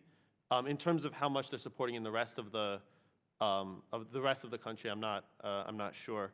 But what I can certainly say is echo the sentiments that you've said, in that the religious leaders do have a huge capacity to respond to the crisis, both religious media, religious clerics, and other sort of faith-linked organizations, both on the Christian as well as on the Muslim side, to respond to the crisis in the CAR.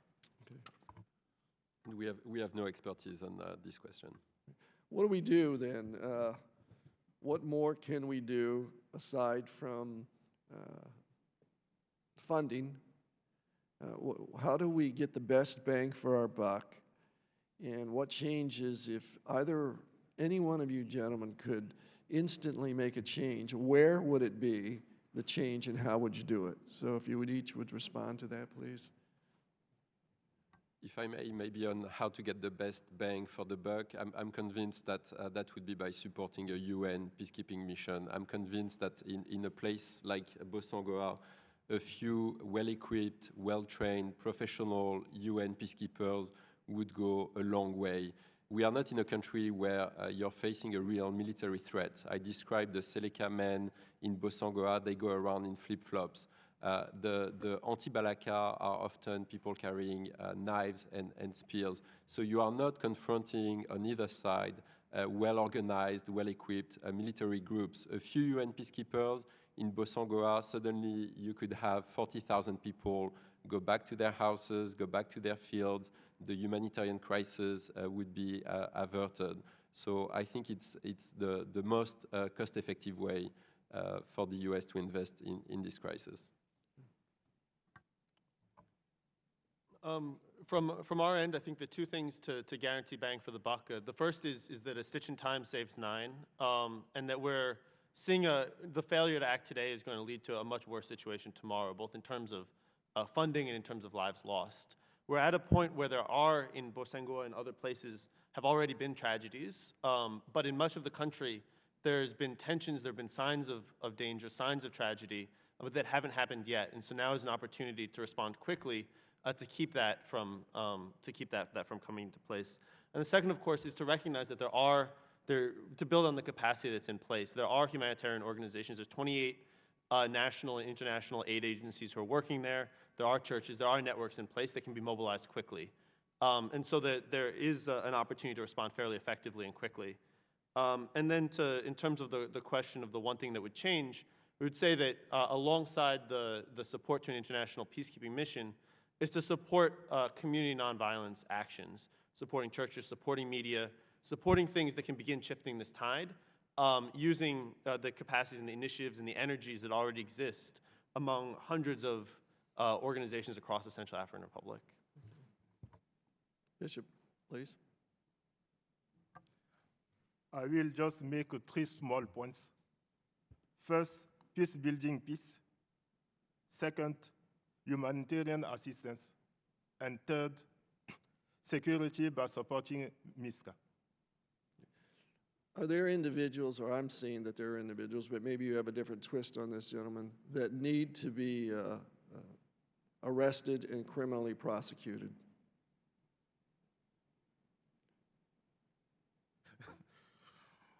Well, from experience and then coming across people on the ground, I would say we may produce a list of people who have been involved in human abuses and others. But Human Rights Watch organization has done a great job in that. I think they might help us. Thank you, Bishop.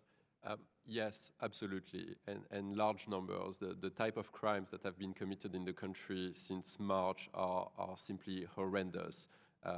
Scores of people have been killed. I described the way armed groups have slit the throats of children.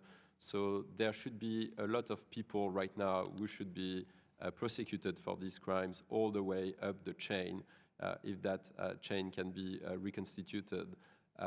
It's not happening for a very simple reason, is that the men in power, which in some cases condone the abusers, are also controlling now the justice system, which is completely broken down.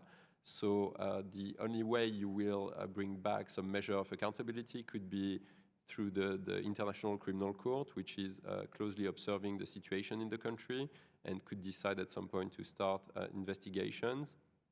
There could be, through the UN Security Council, for example, the creation of a commission of inquiry, which could start documenting these abuses and start looking at how we can hold these people accountable. And as I said earlier, one thing the US government can do right now is when they have sufficient information, and the information is out there against some of these individuals who are responsible for these crimes, to sanction them and ask the UN to do the very same thing. If some of these people in power right now cannot travel abroad anymore, cannot have a bank account in other countries, cannot engage in business, for example, profiting from the natural resources they have access to right now, that will be a game changer for them. So I think it's a very simple, very little cost measure that the US could take that would really help.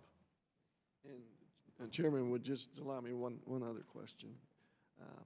I know that the United Nations has the wherewithal, it has the money, it has the people there that could do just exactly what you described, but do you think the UN actually has the desire to do this in Central African Republic?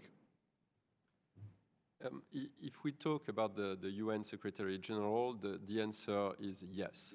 The UN Secretary General Ban Ki-moon gave a report to the UN Security Council yesterday. This was the result of a mission that was on the ground for 2 weeks.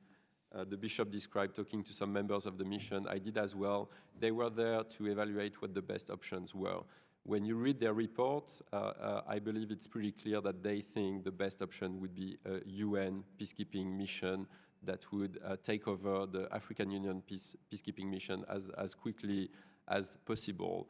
They know how to do this. They have done it in many countries. It's not always a perfect solution. We all have in mind very well-known failures of blue helmets in the past. But personally, coming back from the country, having seen on the ground what the African Union mission looks like, I have very little confidence that they will be able to face the challenges ahead, including the possibility of further mass atrocities in the country. So are they ready to do it? Yes, they are. All they need is a green light from the UN Security Council, and the US could make that happen tomorrow. I will say everybody knows exactly what to do.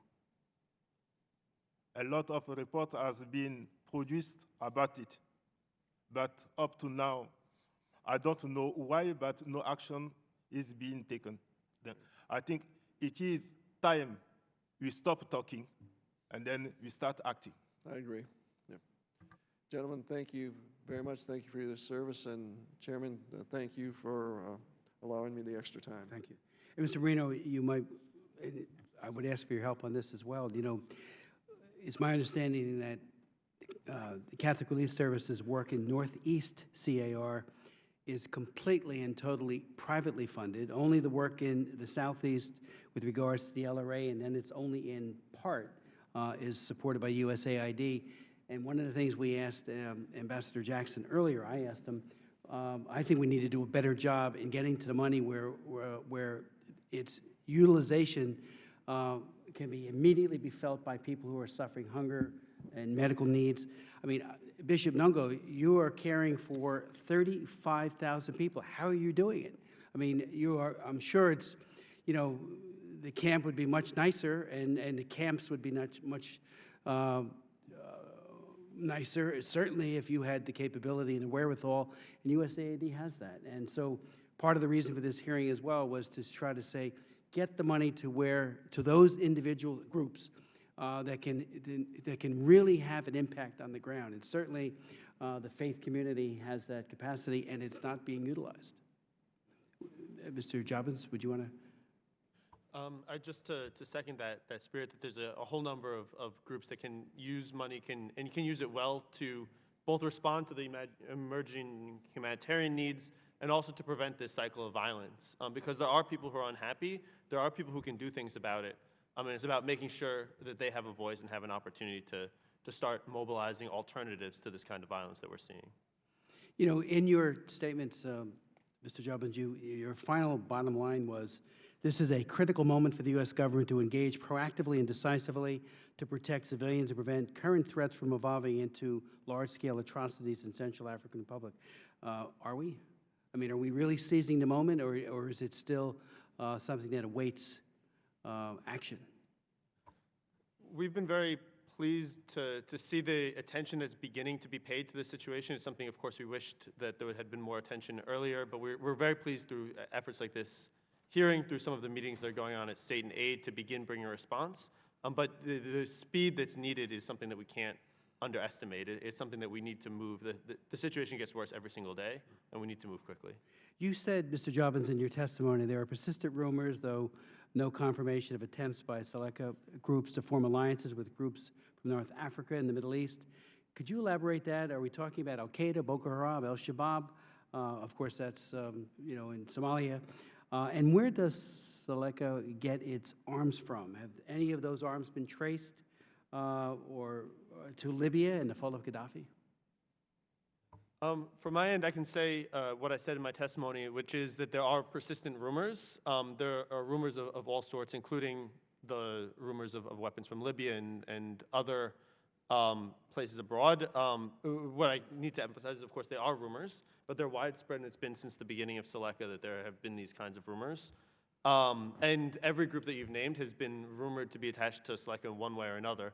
What we can say is that as Seleka's internal coherency weakens, as we see them feeling under military threat and reaching out and trying to mobilize local divisions to build a support base in country, it's fair to imagine that they're trying to use this narrative of religious conflict, or that they would have this opportunity to use this narrative of religious conflict to mobilize support outside of the country as well.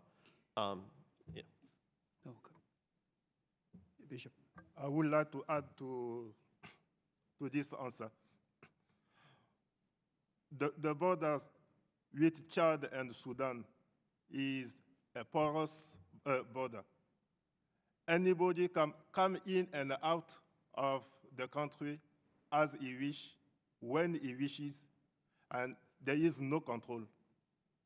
From some informations, there are arm manufacturers in Sudan, AK arms in Sudan.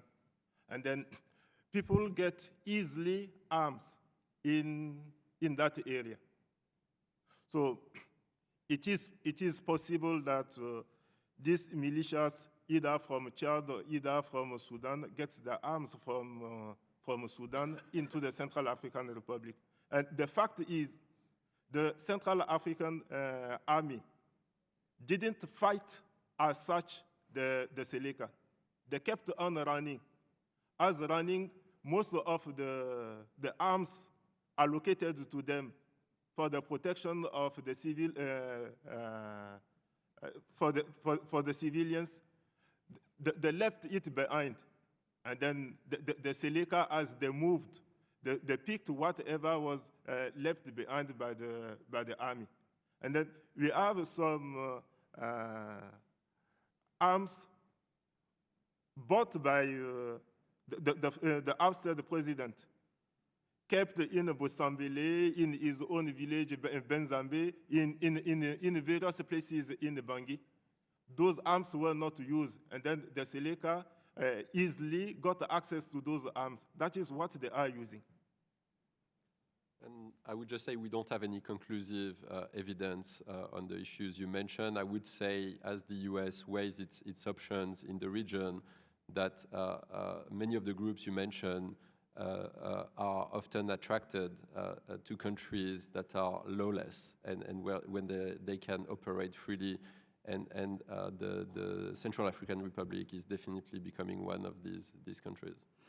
Mr. Bolopan, you made I think, a very constructive recommendation that we single out individuals and make it harder for them to travel, to isolate them. I would note parenthetically, in 2004, I authored the Belarus Democracy Act, which, among its many other provisions, created a visa ban on Lukashenko and many of his henchmen. And to our pleasant surprise, my pleasant surprise, the Europeans followed suit, and we pretty much have the same list of people who commit human rights atrocities who then can't travel to Europe or to the United States. With regards to CAR, how has our government or the Europeans or anyone done anything yet along these lines? Would it be hard to compile a list of individuals that should be so sanctioned? And I guess, not guess, it wouldn't just be visa bans, obviously. It would be, trying to do, in a parallel way, what we do with foreign terrorist organizations. We go after their sources of funding, make it harder for them to do business, if you will. Your thoughts on that? Mr. Chairman, I think it's really something to look into in more details. I don't believe any of these individuals have been put under sanction in any country right now. These sanctions are most effective when they are taken at the level of the UN Security Council, because suddenly these individuals not only cannot travel or have bank accounts in the US, but they cannot travel or have bank accounts in any other countries. And so some of the Seleka leaders have family or businesses in Chad, in Sudan, in Gulf countries, in places like that. So they have interests in foreign places. The reason why, talking to diplomats, I believe these type of sanctions have not been adopted yet is the lack of information that governments regret when it comes to the situation. I believe that there is a lot of information out there now. We certainly have a lot. Many of the individual committing or ordering crimes are not even hiding very well. So if there is the political will to go after them, I think it can easily be done. And I believe that to be effective, it should be done at the US level as well as the UN level. And the US mission in New York can show leadership on this issue if it decides to.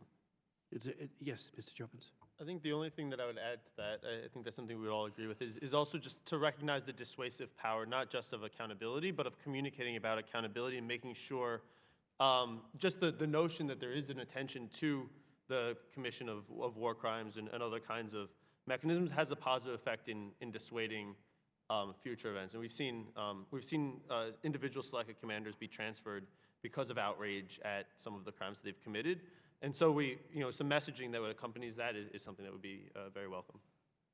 Because the NSA is probably reading my emails and yours, it does seem to be a matter of prioritization and taking that initiative to do it. We will follow up on that, and I thank you for that recommendation. You also made a recommendation that the ICC look into what's going on in CAR.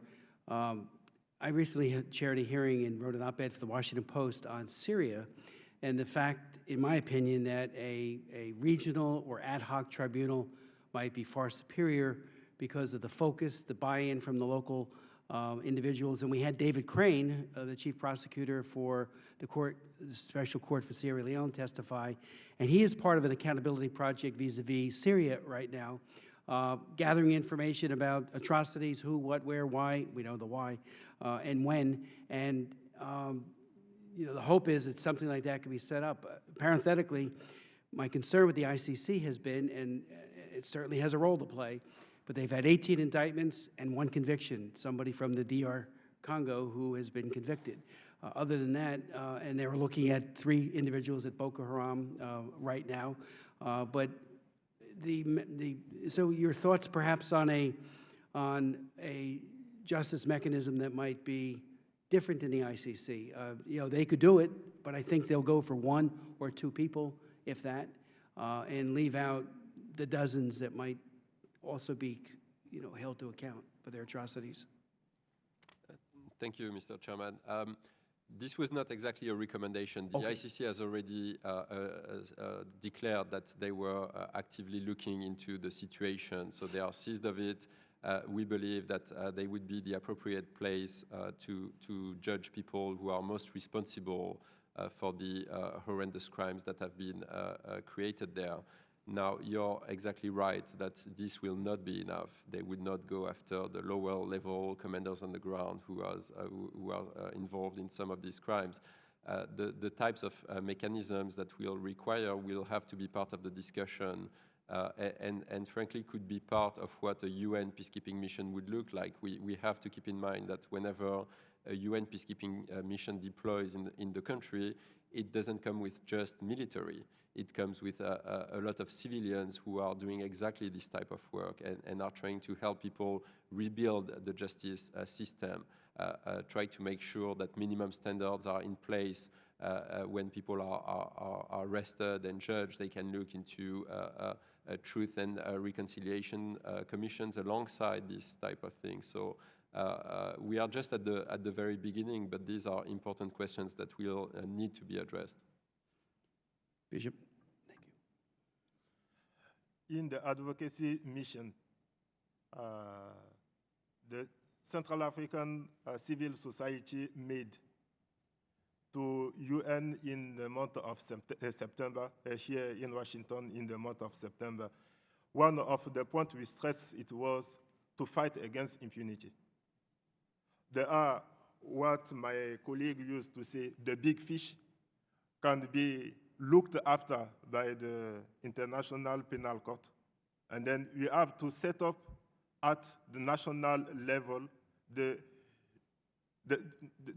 judicial systems, which might take into consideration all those who have committed any abuses of any kind. The BNUCA has received a political mandate with particular regard to justice, impunity, abuses. I hope they will get the necessary funding and the adequate personnel to look into this matter. Mr. Jobbins, you mentioned on point 3 of your 4 points, humanitarian response. There is a tremendous humanitarian need, and you point out that, as I noted before, the human and operational capacity exists in country to begin meeting those needs, but there are significant funding shortfalls in order to respond. Perhaps all 3 of you, and Bishop, if you wouldn't mind providing us as detailed as possible an assessment of what those needs are with as close to a price tag as you can put together, so we can advocate for. This subcommittee certainly has jurisdiction, and I can tell you that both myself and my ranking member want to ensure that, and the rest of the committee, that those needs are being met.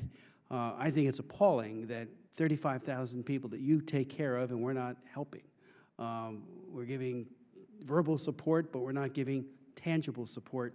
So in as precise a fashion as you can, to detail the needs and the unmet need, especially so we can, as best we can, admonish and maybe even legislate, particularly through the appropriations process, sufficient funding to meet that need. So if you could make that available to us, all 3 of you, I would say it would be very, very helpful. Yes. Thank you, Mr. Chairman. I would say it's hard to put a price tag on it. I would say the need number 1 is for security. Humanitarian aid will not be delivered in the kind of villages we went to unless the roads are secured, for example. The civil society will not flourish. Many things will not happen as long as we have a few men with guns running entire areas. Now, this, of course, has a price, and a UN peacekeeping mission has a price. I believe it would be a good investment. The solution of supporting an African Union mission would be probably a bit less costly in the short term, but I believe that in the longer term, if the country descends into chaos, it will have been a mistake to make that decision based on cost only.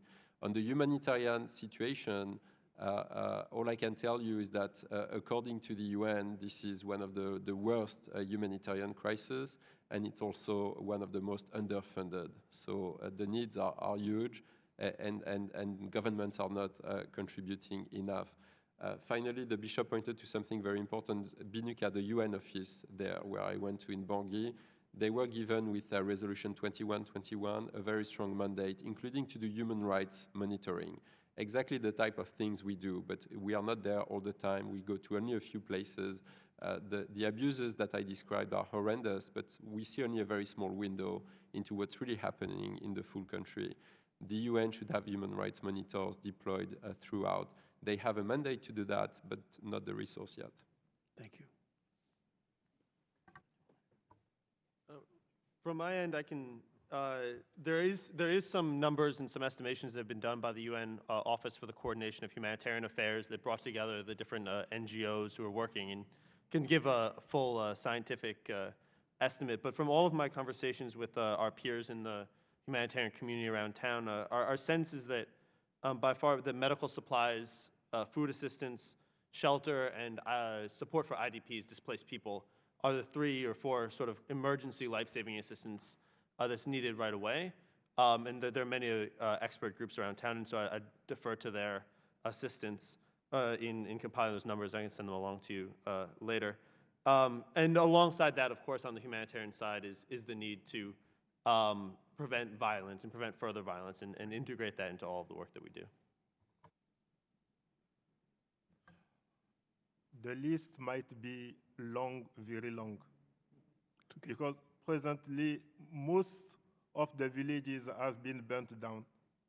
So those displaced people need to start new lives, build new houses, get furniture or the basic elements they need to start their lives. Their crops have been completely destroyed, so they have to start afresh. Where to get the crops, the seeds, that is another question. It will need some funding. On healthcare, on education, the administration has been completely destroyed. So if we want the country to start, we have to redeploy the administration throughout the country. So redeploy the civil servants, the judiciary members, and all that. We have to look at the offices, the houses. In that regard, the government will need some financial help. And the most important, above all, is the security, because we can't do any of that without security. And we can work with CRS to get you details of assistance. We are already working on needs. Thank you, and I look forward to working with all of you to get those detailed responses. Without objection, a fact sheet by the United States Commission on International Religious Freedom entitled Increasing Sectarian and Violence in the Central African Republic will be made a part of the record, and a letter from Chairman Royce to Secretary of State John Kerry dated November 7th will also be made a part of the record. And I do have one final question, and that would be, you point out, Bishop, that another important factor in this conflict is the presence of gold and diamonds in the CAR. Seleka militia groups are already in control of gold and diamond mining areas. And I'm wondering, because that can be a source of unbelievably tremendous subsidization for these terrible activities. Is the international community responding, to that?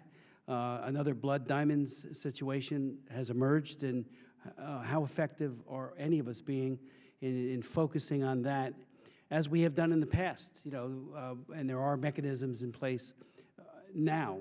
Are they being utilized to ensure that none of those diamonds and none of that gold that is extracted by these killers, these terrorists, gets into New York, London, or anywhere else in the world. If I may on that, Mr. Chairman, we have not done any research on the exploitation of natural resources in the country. I think it's a great thing to look at. Just a little anecdote from my trip there. I met with the security minister when I was in Bangui, Pastor Josué Binois, who used to be a minister under the government of former President Bozizé. He's in charge of the military and the police. He has 6,000 men under his control. By the way, only 110 weapons, he told me. But while I was with him, he was receiving a lot of phone calls on his cell phones, trying to manage different crises. One of them, he explained to me, was that some what he called Chinese businessmen had just been arrested by his men at the airport, trying to smuggle out of the country large quantities of gold. And they were caught, arrested, and he was receiving phone calls from another minister from the Seleka, from the government, whom he did not name, but whom he said was threatening him, telling him, you need to release these guys, they are working with me, if you don't release them, you'll find me on your way.